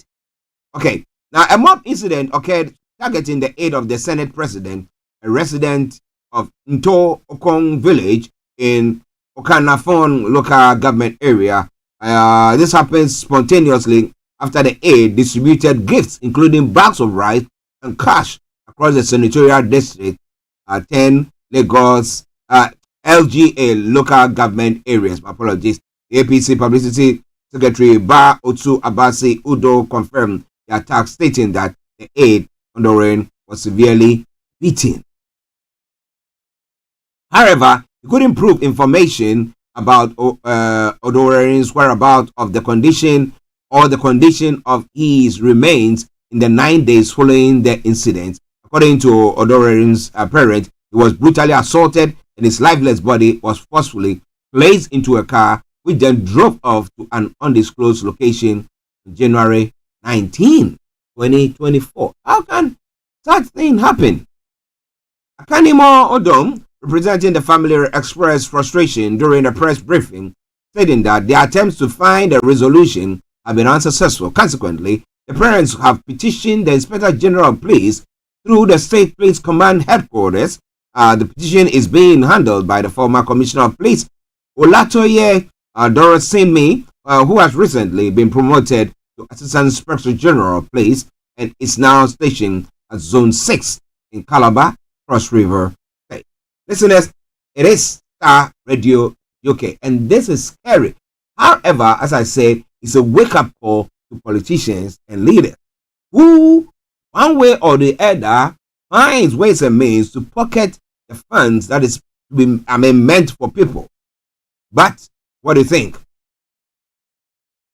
Well, politicians and their promises. Anambra South lawmaker Senator Ifeanyi Uba has said he will spend only one term if elected as governor of state. He said, report that the Oba recently defected to the All Progressive Congress from the Young Progressive Party, YPP. Lawmaker has since indicated his interest to challenge the incumbent governor, Professor Chukwuma Soludo of the All Progressive Grand Alliance at the polls in 2025. Addressing journalists in a way, Oba promised to do a single-term office to complete the term of the Anambra South Senatorial District in the spirit of existing zoning agreement in the state. Oba expressed his readiness to put on the path of economic growth and development within 4 years in office. The senator expressed disappointment that the administration of Governor Soludo has shown to be a disappointment. How long has Soludo been in place? Okay? And promising that. Then when you're standing outside, you look at the forest, you think, oh, it's all together. But when you get in there, you find out that, no, it is not so. That everyone has his own place that is standing. But what do you think? Now, Rotimi Amechi is arrogant. He told his supporters to vote against Tinubu. Okocha is the chairman of the All Progressive Congress Caretaker Committee in Rivers State. Tony Okocha has accused the former Minister of Transport, Rotimi Amechi, of being an arrogant individual. According to Okocha, Amechi doesn't listen to his followers and only wants things done according to his own wisdom. Speaking in an interview with journalists by The Nation, the Rivers APC chairman, who also alleged that Amechi directed his supporters to vote against President Bola Tinubu, who was a candidate of the APC in 2023.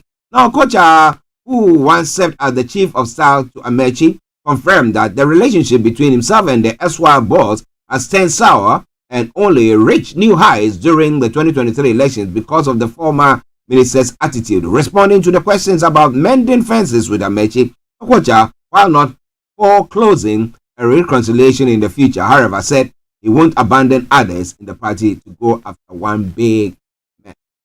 Listeners are coming your way from Starr Radio UK. Some big man. All right.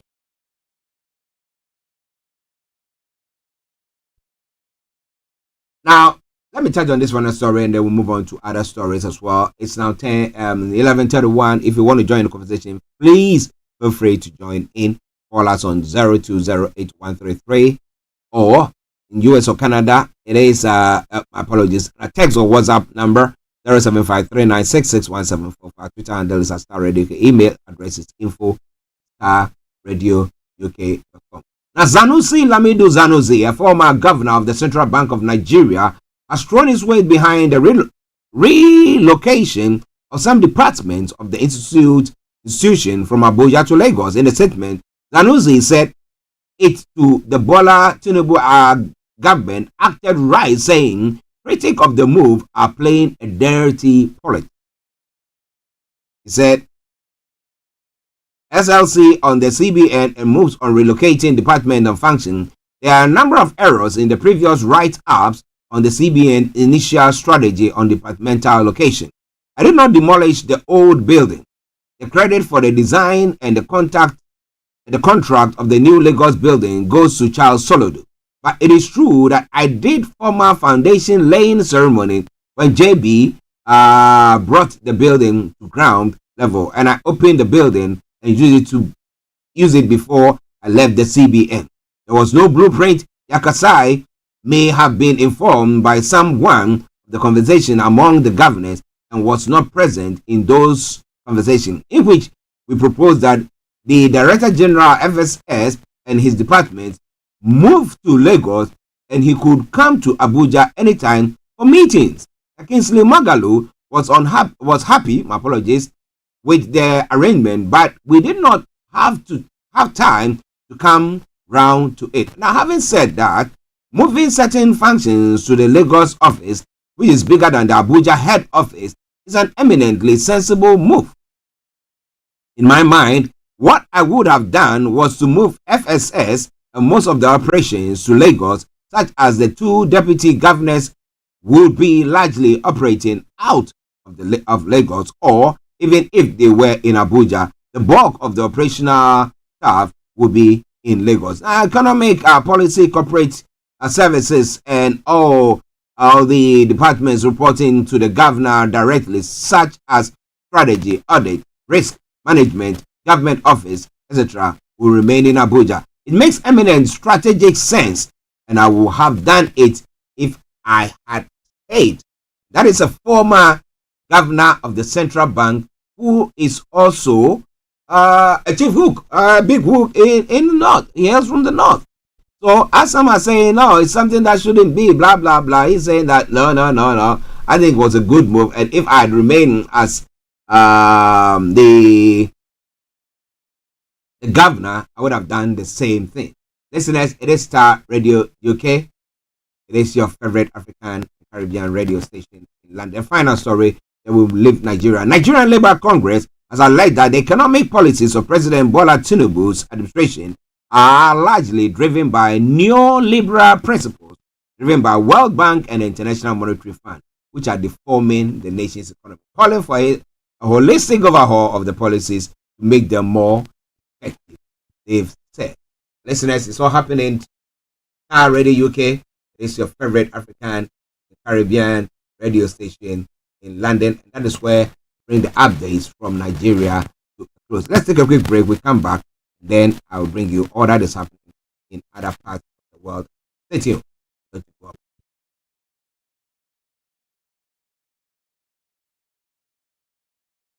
Hi guys, this is your friend Uruj from SendWave. SendWave is a money transfer app that is used by people all over the world to send money to their loved ones in Africa. With SendWave, you can send money to Ghana, Nigeria, Kenya, Uganda, and Tanzania. And the best part is, SendWave is absolutely commission-free. Our exchange rates are excellent. You can see for yourself by checking them out on our website. So how do you use SendWave? SendWave is an app that you can download onto your phone from the App Store or Google Play Store. The app is free to download. After downloading it, just open the app and enter your name, email, and phone number. That's it. You're good to go. Make sure you use the promo code SR. S for Star, R for Radio. This promo code will give you £5 free credit to send to Africa on your first transaction. Your money will be delivered to your recipient within seconds. Feel free to call me on 0749 7377 647 at any time. I'll be happy to tell you all about SendWave and help you in any way I can. Remember to use the promo code SR for £5 free credit. Vedasse.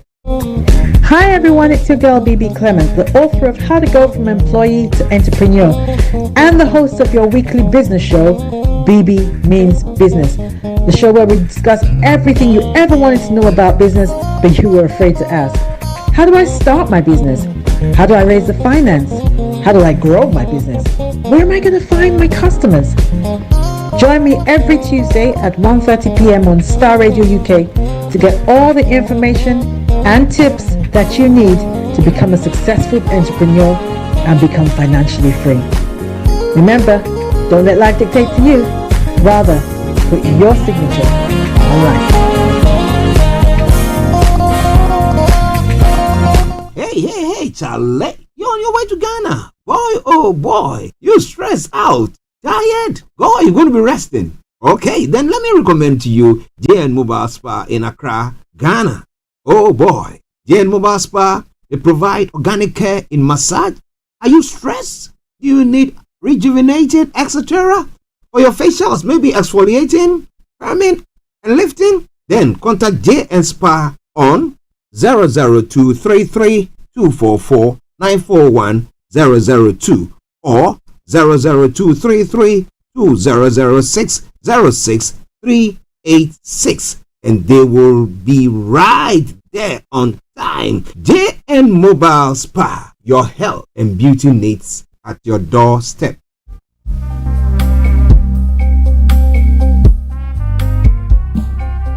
Are you looking for the fastest, reliable, and trustworthy door-to-door shipment company? Well, look no further. When was the last time your family received a shipment back in Ghana on time and in time? You are not sure? Well, Lamb Shippers, we pride ourselves with being the fastest, reliable, and trustworthy shippers you can use. You are assured of a prompt pickup anywhere in the UK by our personnel. They also make sure your items are well packaged to get to its destination in time. When it comes to door-to-door shipment, look no further. Well, Lamb Shippers, contact us on 07939009321 or 07498911820. Or you can visit our website www.welllamp.co.uk. You can also drop us a mail, info@welllamp@gmail.com. Well Lamp Shippers, fast, reliable, and trustworthy.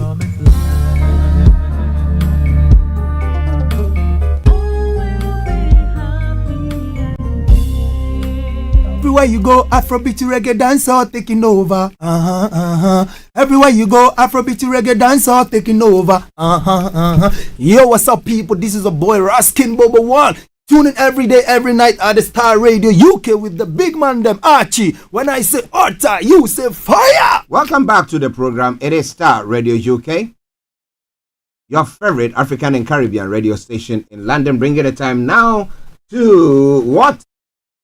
11:39. So let's crack on. As I did say, there was a bit of a feedback, and Francis Guy, thank you very much for all the work you are doing behind the scenes to make sure that everything is working out nicely. But now, let's move on to other parts of the world. And what have I got news for you? Okay, on the African continent as well. Now, Gabon has nomination of a former president of Constitutional Court sparks controversy in Gabon. Now, can I figure who is considered by some Gabonese as part of the Bongo era system hold a key position, be it honorary The issue has divided the Central African nation for days. Marie Madeleine Mborantu Tsu, who was ousted in the aftermath of the August 2023 coup, will serve as the honorary president of the Constitutional Court. And the position entitles the holder to privileges including medical insurance and a company car. Now, coup leader General Brice Oligui Nguema approved the nomination of the one who presided over Gabon's apex court for 30 years. Mobutu was first named president of Constitutional Court when it was created in 1991. The presidency spokesperson defended her nomination on state TV. Telesfore Obami Ngomo argued that the decree signed by the transitional president is a legal disposition in the organic law of the Constitutional Court. According to Ngomo, Marie Madeleine Mborantu deserves the nomination as long as the law exists. For decades, Constitutional Court upheld results of contested presidential polls in Gabon. The ruling committee for the transition and restoration of institutions deposed President Ali Bongo and the promise to hold elections in August 2025. But the question here is the new leader, the military leader, actually not the same? I mean, he is related to Ali Bongo there. So what are we seeing something different at all? Or same old, but as we say, that's another day. What do you think about all that? Well, it's all coming away from Starr Radio UK. I will get impressed with Behind Time, but wherever you are, just stay with me whilst I bring you some of the stories making the round. Now, several months of tension between three coup-hit countries in Africa, in West Africa, and the regional bloc known as the ECOWAS built over when the nation announced their immediate withdrawal from the bloc and accused it of lack of support and inhumane coup-related sanctions. In their joint statement on Sunday, the juntas of Niger, Mali, and Burkina Faso said that instead of helping their countries fight the security threats facing them, ECOWAS imposed illegitimate, inhumane, and irresponsible sanctions when they staged the coup to take their destiny into their own hands. Now, it's the first time in the bloc's nearly 50 years of existence that its members are withdrawing in such a manner. Analysts says it is an unprecedented blow to the group and a further threat to the region's stability. And I'm saying that yes, because it's a matter of somebody deciding that, you know what, the only one who could sanction or who could have sanctioned us is this group, as the ECOWAS, the body that we belong to. But we can tell them that we don't want to be part of them. So we are out of it. And then we can do whatever if we think that our leadership are not sitting up.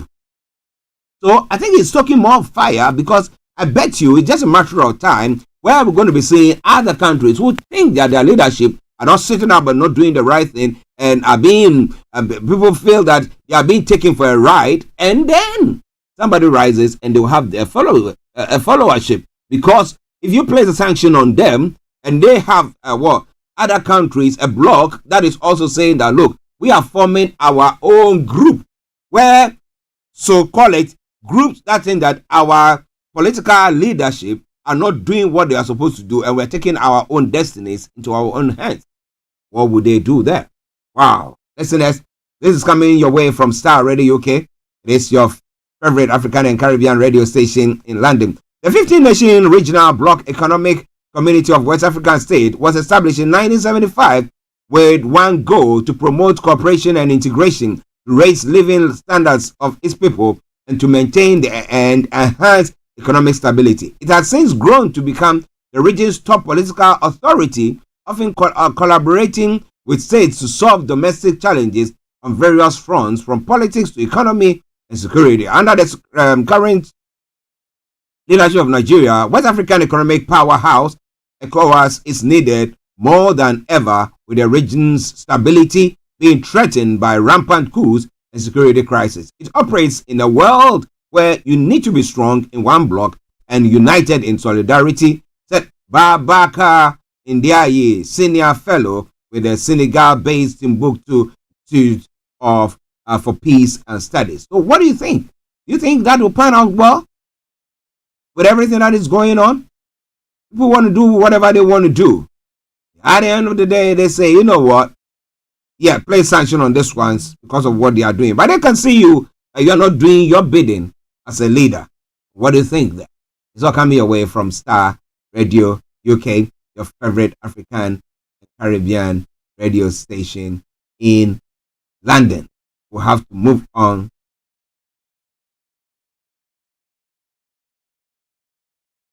from there.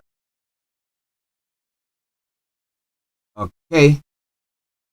Yes, let's move on from there. Let's go to Ghana. Let's have a look at some of the stories making rounds there. MPP polls, 1 injured in clash over alleged spiritual incarnating at voting center. Let me bring you that before we move on. Now, over the weekend, the MPP had its primaries electing who is going to be representing the party on the parliamentary elections come the general election that's going to be taking place in either December or November. But it says that 1 injured in clash over alleged spiritual incantation at voting center. Now, one person has suffered serious injuries in New Jabin North constituency of Eastern Region. The incident occurred during an attempt to halt an alleged spiritual incantation at a voting center, reportedly orchestrated by supporters of Nana Over Ejay, also known as Joe, a contender in the parliamentary primaries. According to reports, a small group of contenders supporters gathered at the voting center during the night for the purported incantation. And when efforts were made to intervene and stop the ritual, the situation escalated into violence, resulting in a near-fatal attack. The injured officer is currently receiving treatment at the Koforidua Central Hospital, highlighting the severity of the clash. This is their own primary. And if this is happening, then what do you think when it comes to the general? Listeners, this is Starr Radio UK, your favorite African and Caribbean radio station in London. Now, the governing New Patriotic Party is to elect. The party is currently has 137 members in Parliament. However, that took place over the weekend. But the ruling New Patriotic Party had held parliamentary primaries to select its candidates for the 2024 general election in its constituencies with incumbent members of Parliament on Saturday. Now, while the verdict is out on close to 30 MPs were defeated at their primaries, another group of Nanado Dankwa's appointees, non-ministers, who threw their hat into the race, also recorded mixed results. Per some of the stories making around, only 3 out of about a dozen such appointees prevailed. Now, Loretta Koko Asante, Deputy Director of Social Security and National Insurance Trust, emerged victorious in the Atiwa West constituency, where the incumbent was not contesting. Now, she beat competition from 3 others to secure the ticket and to become the second woman to secure a ticket in the region aside Atiwa East Abena Ose Asare, Deputy Finance Minister. Loretta Koko Asante garnered 177, Prince Benjamin Abuaje 134, and Kingsley Ofosunti Amwa 48. Samuel Uwa Dankwa also garnered 18. Mike Okwe Jr., the Chief Executive Officer of the Ghana Free Zones Authority, won the Domekwa Benya nomination and is set to emulate his father, Professor Mike Okwe, if he wins the 2024 vote. Mike Okwe won 1,194.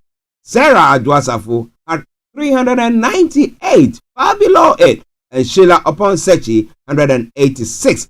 Jerry Ahmed Shaib, the CEO of the Coastal Development Authority, Jerry Ahmed, defeated sitting MP for Weija Agbawe, Tina Mensah, to secure the party's ticket. And then David Asante, the managing director of the Ghana Publishing Company, attempted to unseat incumbent Joseph Frimpong to the MPP candidate to be the MPP candidate for the Nkoko constituency in Eastern Region. His bid also failed.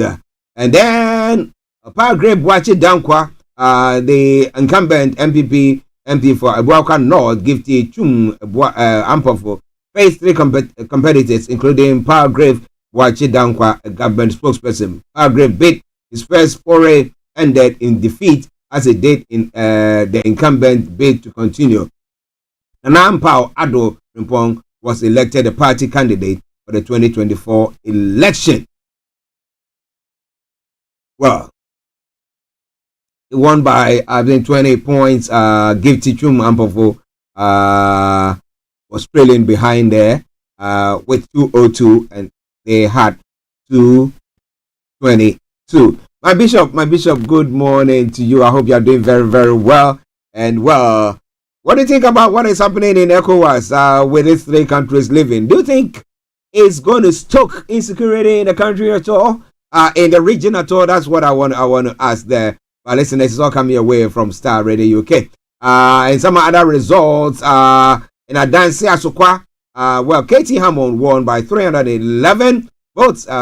His nearest competitor, Samuel Binfo Dankwa, had 125 votes. Well, I'll do my best to see if tomorrow I'll be able to bring you all the list of those who have lost or those who have garnered new seats there. Listeners by the Starr Radio UK. Now, moving on to other parts of the world before we cross over to Cyprus to bring you Career 101 with HRH Linda Pallien. Well, Iran has denied involvement in attacks which killed 3 U.S. troops and injured 34 on a U.S. base in Jordan near Syria's border. The U.S. President Joe Biden said the attack had been carried out by Iran-backed militant groups operating in Syria and Iraq. And he said, "We shall respond." He said at the campaign event in South Carolina on Sunday. Iranian Foreign Ministry spokesperson Nasser Kanani has called the accusations baseless and says they are part of a conspiracy to drag America into conflict. It is the first time U.S. soldiers have been killed by strikes in the region after Hamas' 7th October attack. Israel sparked the war in Gaza. U.S. media report the attack was on Tower 22 in the northeast of Jordan that sparked fears of an escalation in the conflict in the region. So what do you think is going to happen? Now, the base which was hit in a deadly drone attack in the northwest corner of Jordan, it's one of the more than a dozen where U.S. military personnel operate across Iraq, Jordan, and Syria. In recent months, these bases, ranging in size from a military outpost such as Tower 22, which was hit in Jordan, to the Al-Assad air base in western Iraq, we have been attacked by militias trained, funded, and equipped by Iran. There are about 3,000 U.S. troops based in Jordan, a key U.S. ally, and 2,500 in Iraq. They are at the invitation of the Iraqi government as part of a U.S.-led coalition to prevent a resurgence of the jihadist Islamic State group, which still has a presence there after being rooted in 2017. Well, listeners, Starr Radio UK. So, should the U.S. venge, attack, or respond? What do you think? In other stories as well, French farmers are moving hundreds of tractors into place ahead of a planned blockade of major roads in Paris. They'll be carrying out similar actions elsewhere in the country as part of continuing protests against falling incomes, rising bureaucracy, and competition from imports. The farmers say their aim is to stop food deliveries to supermarkets. Demonstrations have been taking place in Germany, Belgium, the Netherlands, and Eastern Europe. The French authorities say 15,000 police have been mobilized to prevent tractors from entering Paris and the big cities. So far, the police have not intervened to remove roadblocks anywhere else in the country. You can, yes, God willing, tomorrow I will bring you all the details, because whilst we are on air, they are not there, and the police have also not actually stopped anyone from doing that. So we'll be saying now European elections are to be held in June. The Eurosceptics parties are finding a voice amid the protest. Jordan Bardella of France National Rally has been spotted among protesters. The far-right Alternative for Germany, AfD, has sought to champion the farmers' cause too. Wow. So, amalgamation, coming together, unity, being in blocks. Isn't that? No, it's not helping us. It's not helping us. Everybody should go solo now. So what do you think? Well, so with this European Parliament, EU elections going to be taking place in June, what do you think is going to happen there? It's all from Starr Radio UK. And China, Evergrande, a crisis hit Chinese property giant order to liquidate. A debt-laden Chinese property giant Evergrande has been ordered to liquidate by a court in Hong Kong. Now, Judge Linda Chan said enough is enough after the troubled developer repeatedly failed to come up with a plan to restructure its debt. The firm has been the poster child of China's real estate crisis with more than $300 billion of debt. And when Evergrande defaulted 2 years ago, it sent shockwaves through global financial markets. Evergrande Executive Director Sean Siu described the decision as regrettable, but some company would continue to operate in mainland China. The firm's Hong Kong's arm was independent from its mainland business, he added in a statement. So what do you think the response is going to be? Yes, my bishop has responded. He said it depends. The three francophone countries in the Sahel not triggers insecurity in West Africa in the first instance. Nevertheless, their withdrawal will reduce let me get that. Will reduce. Let me see what is there. Okay. It's in a correlation of security. Okay. Let's see what is going to happen there. It's quite an interesting one because I'm looking at it this way. That if, let's say, Togo, with everything that is going on there, they say they're also practicing democracy. Let's say Benin, they also decide like, look, we can get out of the ECOWAS if we decide that we don't like what they are doing, and we decide, or we can see blatantly that our leadership are not playing ball. What I mean, not playing ball, not doing diligence, not using our money the way it is wisely, and just blowing money, stealing money, corruption going on in all the what do you call it, in politics the way it has been. Then they think that, you know what, we can connect a coup d'etat, and then this block, what do we have to say that we are exiting and we are joining the three francophone countries? How would that pan out? As Africans, what do you think? Is it going to raise more insecurity in our part of the world? So, a breakaway group now forms another group. But he says, but ECOWAS will suffer international political instability. Yes, I agree with you 100%. Thank you, my bishop. Thank you, my bishop. Your input is very, very, very much appreciated every time you come there. Thank you. All right, then.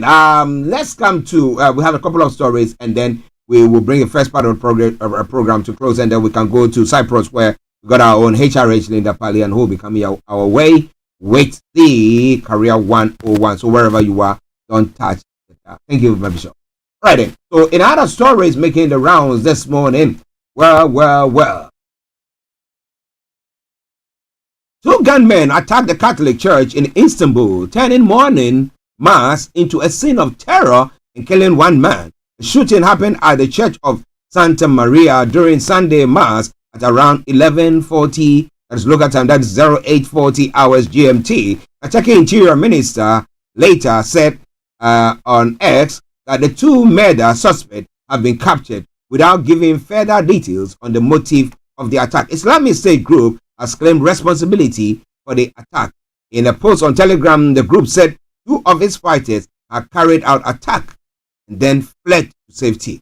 A CCTV released by Turkish media shows the moment of the attack. Worshippers were on their feet facing the altar when two gunmen came into the back of the church. They appeared to be following a man who had just come in after he was shot and fatally wounded. The gunmen calmly left. So, what exactly happened? Are they just trying to put fear into people, intimidate them? Is that what happened there? Well. Listeners, Starr Radio UK, your favorite African and Caribbean radio station in London. Bringing the time exactly 12 o'clock. We'll be crossing over to Cyprus pretty soon. But for now, let's go to other parts of the world. Now, last Friday, I did talk about the fact that the ICG was supposed to give an initial ruling on South Africa's petition of accusing Israel of genocide in the Gaza Strip. This was not a complete victory for South Africa or the Palestinians. The ICJ did not order Israel to halt its military campaign and implied recognition of Israel's right to self-defense of the wake in the wake of the Hamas attack on 7th October last year. But the UN highest legal body has recognized that the situation in Gaza is catastrophic. Crucially, it said that the situation was at serious risk of deteriorating further before the court delivered its final verdict of the charged genocide, or process that could take years. As a result, it made several demands of Israel's broadly in line with most of the 9 provisional measures demanded by South Africa. By large majorities, court 17 judges ruled that Israel should do everything in its power to avoid killing Palestinians, causing them serious bodily or mental harm, creating intolerable living conditions in Gaza, or deliberately preventing Palestinian birth. It also says Israel should do more to prevent and punish public incitement to genocide, citing examples by Israel's president and defense minister. And there was a call for immediate and effective measures to address the humanitarian catastrophe in Gaza. Not a call for a ceasefire then, but a series of demands that, if implemented, will drastically change the nature of Israel's military campaign in Gaza. Israel vehemently rejects the allegation of genocide, arguing that it is Hamas that is responsible for putting Palestinian civilians in harm's way. Now the question is, how can you bomb Hamas without harming citizens of Gaza or Palestinians? Quite an interesting one, isn't it? Our listeners, is Starr Radio UK. 3 minutes past the top of the hour at the time. Morning show. Now, interestingly, Japan's moon's lander has resumed operations after being shut for a week due to a power supply issue. And the Japan Aerospace Exploration Agency said it's re-established contact with the lander Sunday night, indicating that the glitch has been fixed. Its solar cells are working again after a shift in lighting conditions allowed it to catch sunlight. The agency said it could not generate power when it landed on 20th of January as the solar cell pointed away from the sun. Now, with a smart lander for investigating moon spacecraft, Japan became only the 5th country to achieve a soft touchdown on the moon, after the US, Soviet Union, China, and India. The spacecraft ran on battery power for several hours before authorities decided to turn it off to allow for a possible recovery of electricity when the angle of sunlight changed. In a post on X, JAXA shared a photograph taken by Slim of a nearby rock that is nicknamed Toy Puddle. Okay, listeners, this is Starr Radio UK. This is your favorite African Caribbean radio station in London. Now let's move on to the UK and let's see what is happening here. A woman has died after being hit by a bus outside Victoria Bus Station, central London. The pedestrian died shortly after the rush hour crashed at 08:59 hours while bus driver who an eyewitness saw being cut from the vehicle was taken to hospital.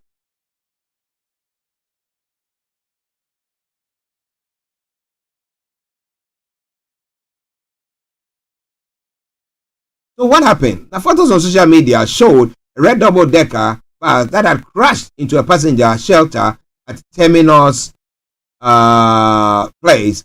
They are currently working to inform the next of kin.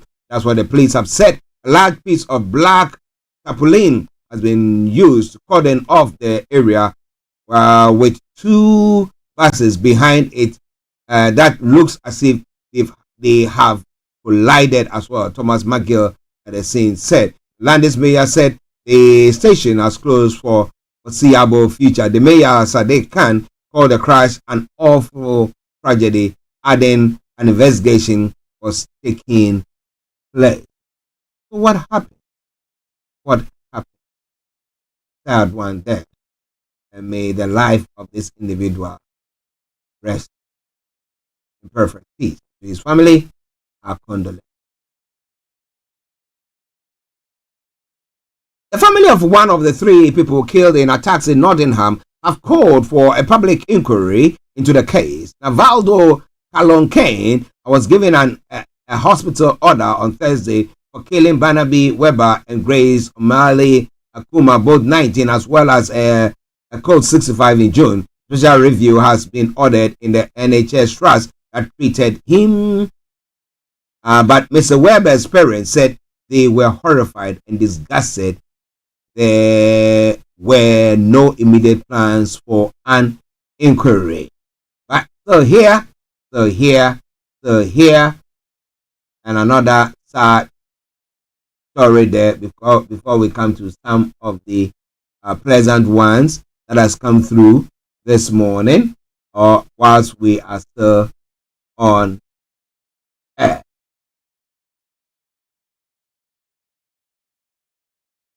And Levelling Up Secretary Michael Gove is giving evidence to the UK COVID inquiry in Edinburgh.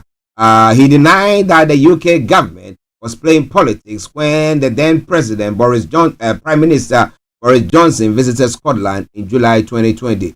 Gove said there were times that Scottish ministers made political points and that there could be a political complexion exchanges with Nicola Sturgeon. He said Johnson and the former Scottish First Minister were very different figures, but were both skilled politicians fired by passion. Gove also said he did not believe constitutional questions impeded the responses to the pandemic and that day-to-day relations were mostly constructive. He said there was irritation within Number 10 when Sturgeon announced a ban on mass gatherings in Scotland shortly after a Cobra meeting in March 2020, warning some of the evidence,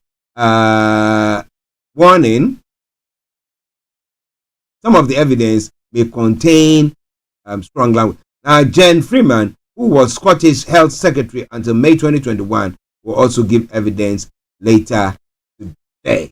Listeners, this is Starr Radio UK, and this is the morning show. And before I sign out, Catherine, the Princess of Wales, has left hospital almost 2 weeks after undergoing abdominal surgery. Statement from Kensington Palace said the princess has now returned to her home in Windsor. She had been driven away from the London Clinic private hospital without any public appearance. The exact nature of the surgery has not been revealed, but the princess is expected to need several months of recuperation. Catherine was staying in the same hospital as the king, who visited her before he had a procedure for an enlarged prostate last Friday. Listeners, it is Starr Radio UK. This is where we bring the program to a close for today, whilst we cross over to Cyprus, where we got our own HRH Linda Pallien to bring you Career 101. And let me say a massive thank you to each and every one of you, wherever you are. Don't touch the dial. It is Starr Radio UK. It is your favorite African, Caribbean radio station in London.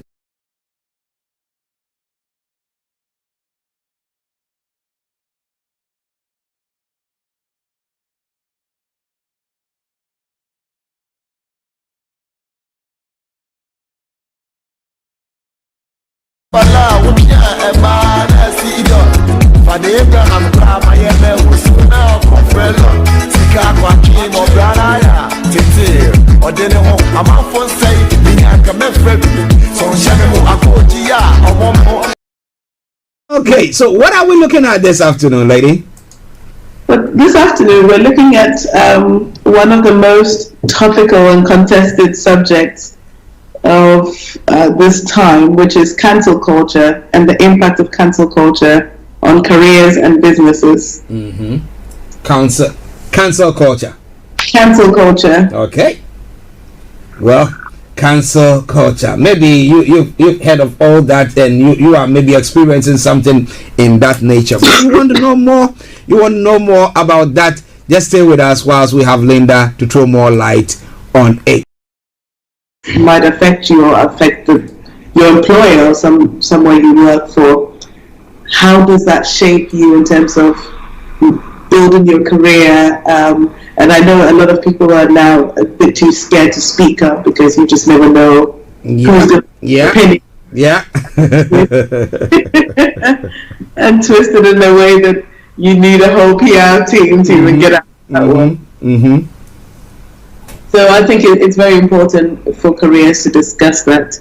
Now we'll talk about cancel culture. So critics have said, people that study cancel culture have said, it's a form of social activism, or it's almost like a vote as well, because when you like, support, follow someone on social media, you're giving them your support. Yeah. And actually, when you decide to unfollow them or call for them to be cancelled, it's you exercising your right.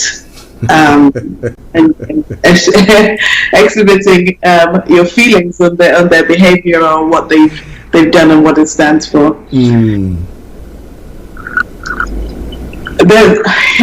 It's a very interesting topic to me, and it's one of these that you have to tread lightly as well. Yes, of course.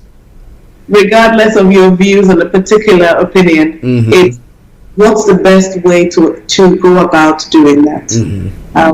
As an individual, a lot of our listeners might not be in the position where their jobs are necessarily rioted against if it needs to be cancelled. But how do you express your opinion without jeopardizing your job or your position? So the first thing is how it's done. Whether you're going to make a claim backed by evidence. If you're going to get involved in this discussion on social media, it's the words that are used, whether it's condemning or more critical, and where you get your evidence from as well. Whether your argument is well researched or if it's jumping on a bandwagon. So if you're going to get involved in these are some of the things that you need to consider. How this comes across and who's viewing it as well. Do your bosses or your stakeholders, that's people you work with or people that you depend on to support you, whether it's customers, do they have access to this? And does it come across as constructive rather than destructive? And what's the impact on your company or the employees you're working for? And if it might be construed as a public opinion rather than or corporate opinion rather than an individual opinion, and if it's worth even making that distinction. Let me quickly just ask a question there. Listeners, you're listening to Career 101 on Starr Radio UK with our own HRH Linda Pallien all the way in Cyprus, and today we are looking at cancel culture. Now, how do you relate that to whistleblowers?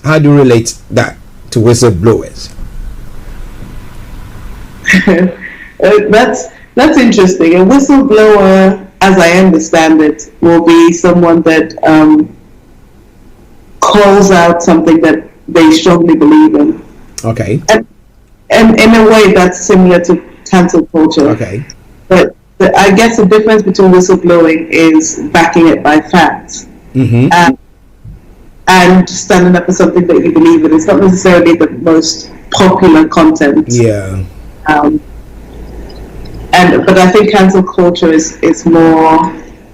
Well, it's very similar, right? Yeah. They seem to cross paths. Yeah. I mean, the most popular whistleblower we know is Julian Assange with WikiLeaks and that. And sometimes we care about what's being released, and sometimes it's so far not related to your day to day that you don't care. Yeah. So I think whistleblowers is actually a profession, going into details. Really? And almost truth seeking. Yeah. Investigative journalism. There you go. Whereas cancel culture is something like it's almost joining in the public debate. Okay.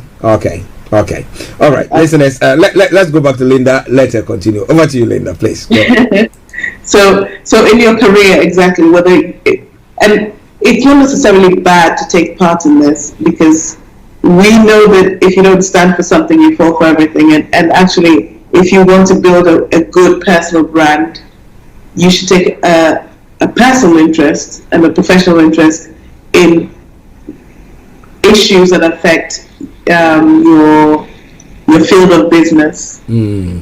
So it's sometimes it's necessary to be involved or to give an opinion or to join the discussion about a particular topic in the workplace. But it becomes harmful when it's gone too far, or if you're seen to be perhaps not accommodating of different opinions.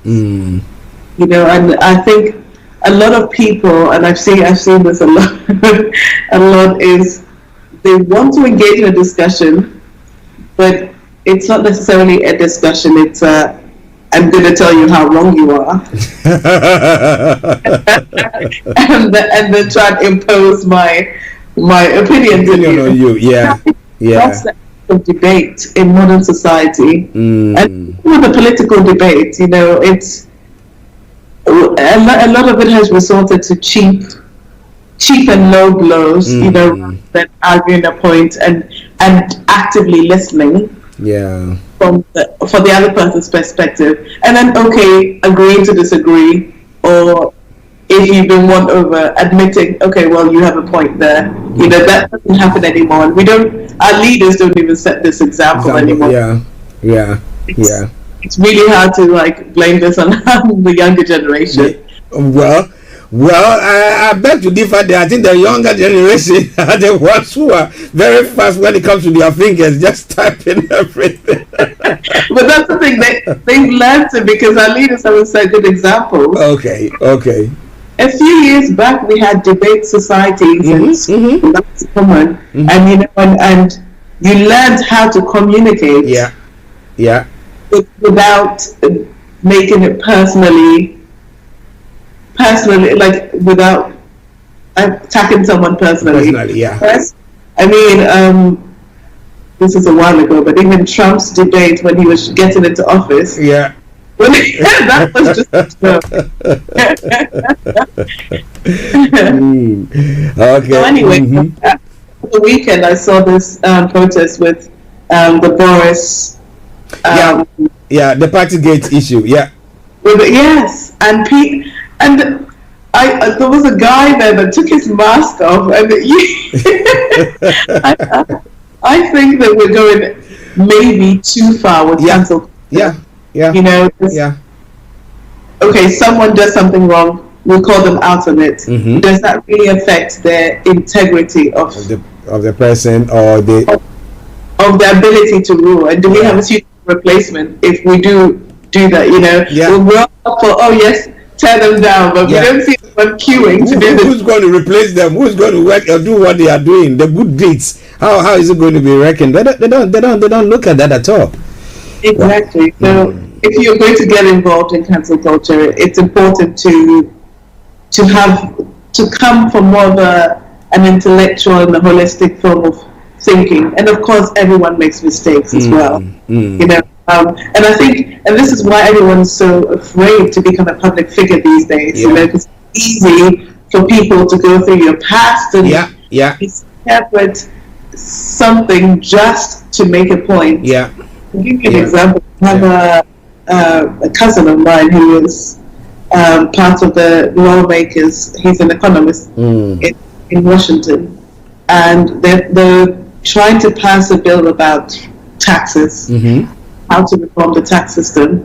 And he went into this panel of these different parties because, of course, they're about to vote for it. And he was surprised to find that they'd gone into his past and all the papers he's published before and trying to discredit him just because he's the economist who's done the maths about and say that what they are going to do is not going to work out. So yes, it's sad. It's sad.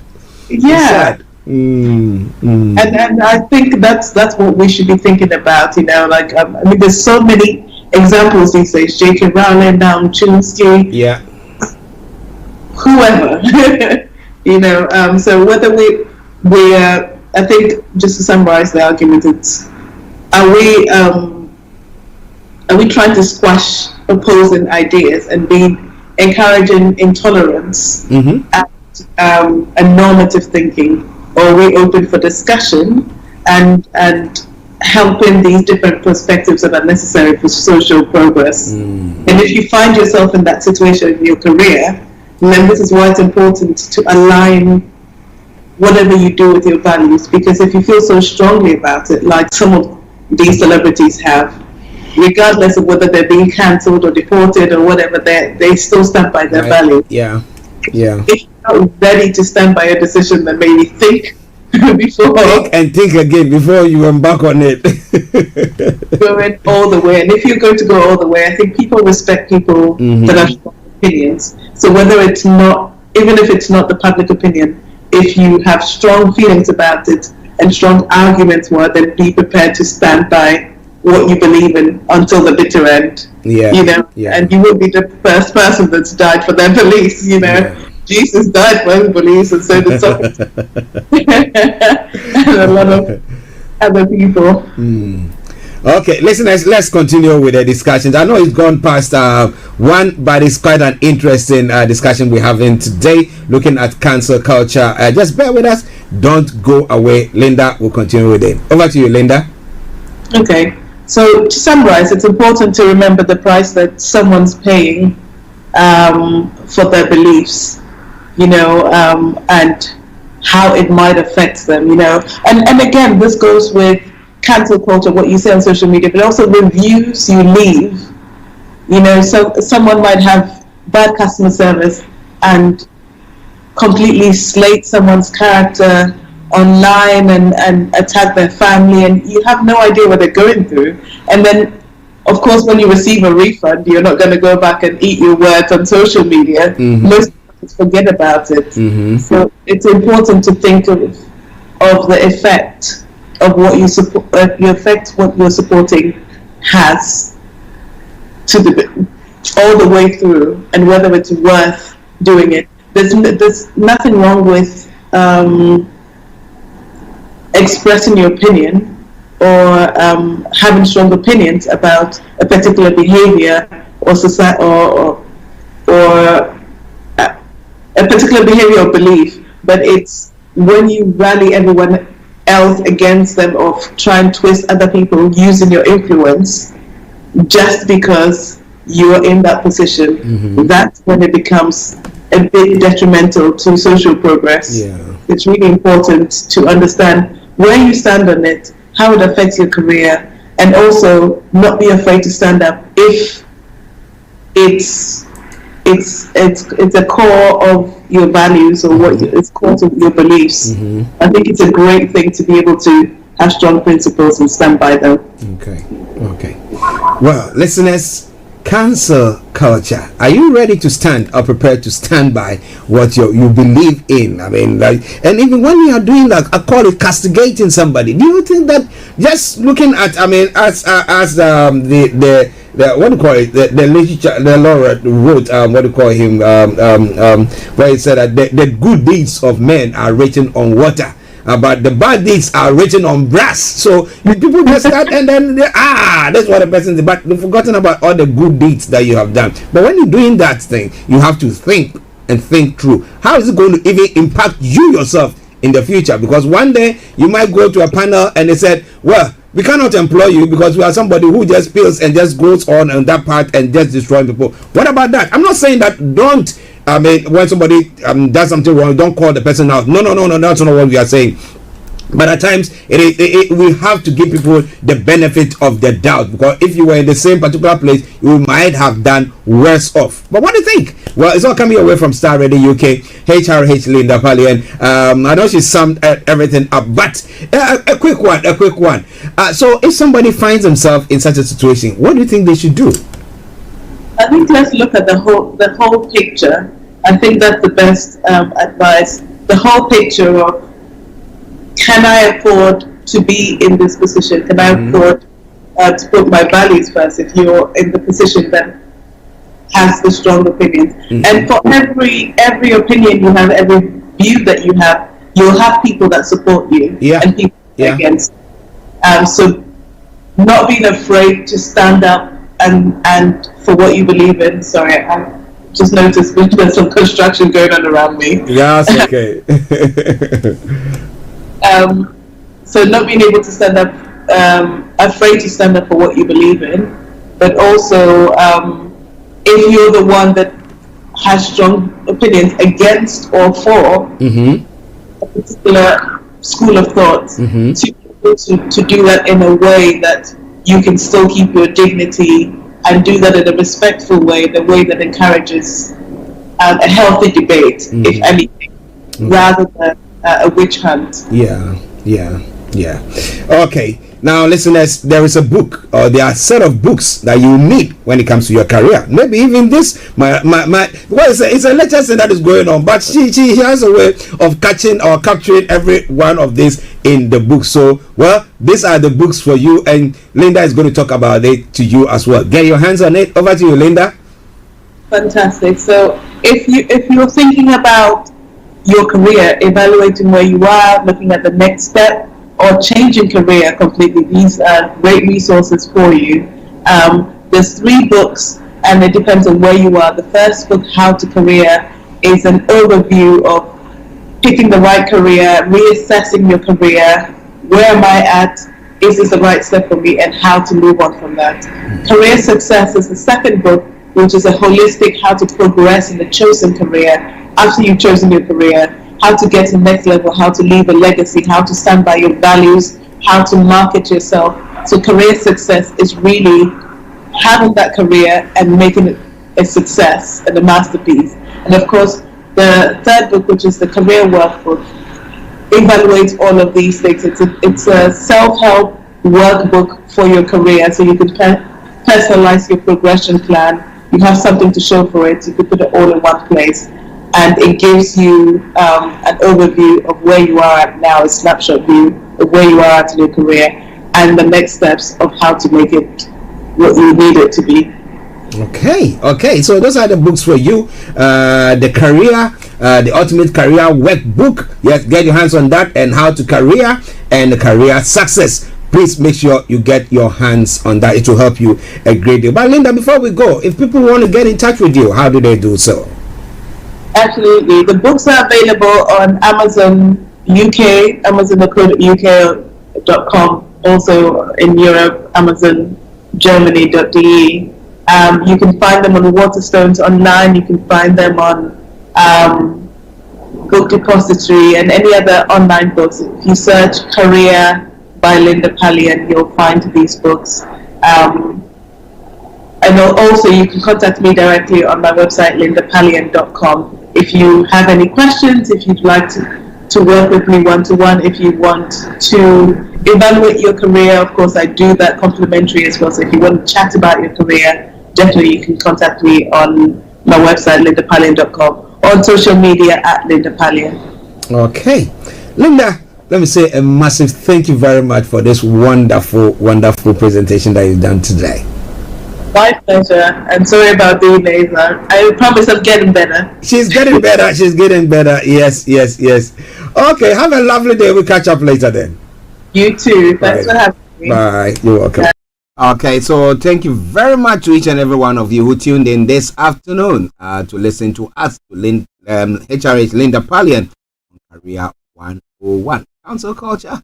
Wow. That's quite an interesting one. Wherever you are, wherever you listen to us from, I want to say thank you very much for joining us today. This is where we bring the program to a close for today. Tomorrow, God willing, we'll be coming your way with another edition of the morning show. Make it a point to be with us and you can share your take with us. It's been a pleasure coming your way once again, and I salute each and every one of you. Until I see you tomorrow, have a good and a lovely day, and don't do what I want. All right, then? Bye-bye. Let's enjoy this song from Kofi Boham, and it says Broken Pencil. When that song ends, you don't hear from me. I sing.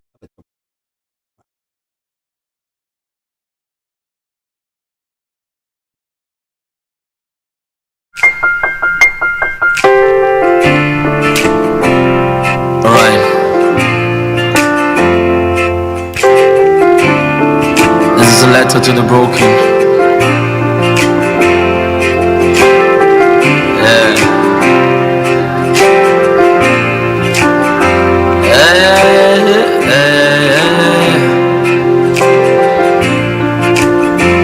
Don't get discouraged. I see you fighting all the demons in your life that have wreaked heavy carnage. Don't be dismayed.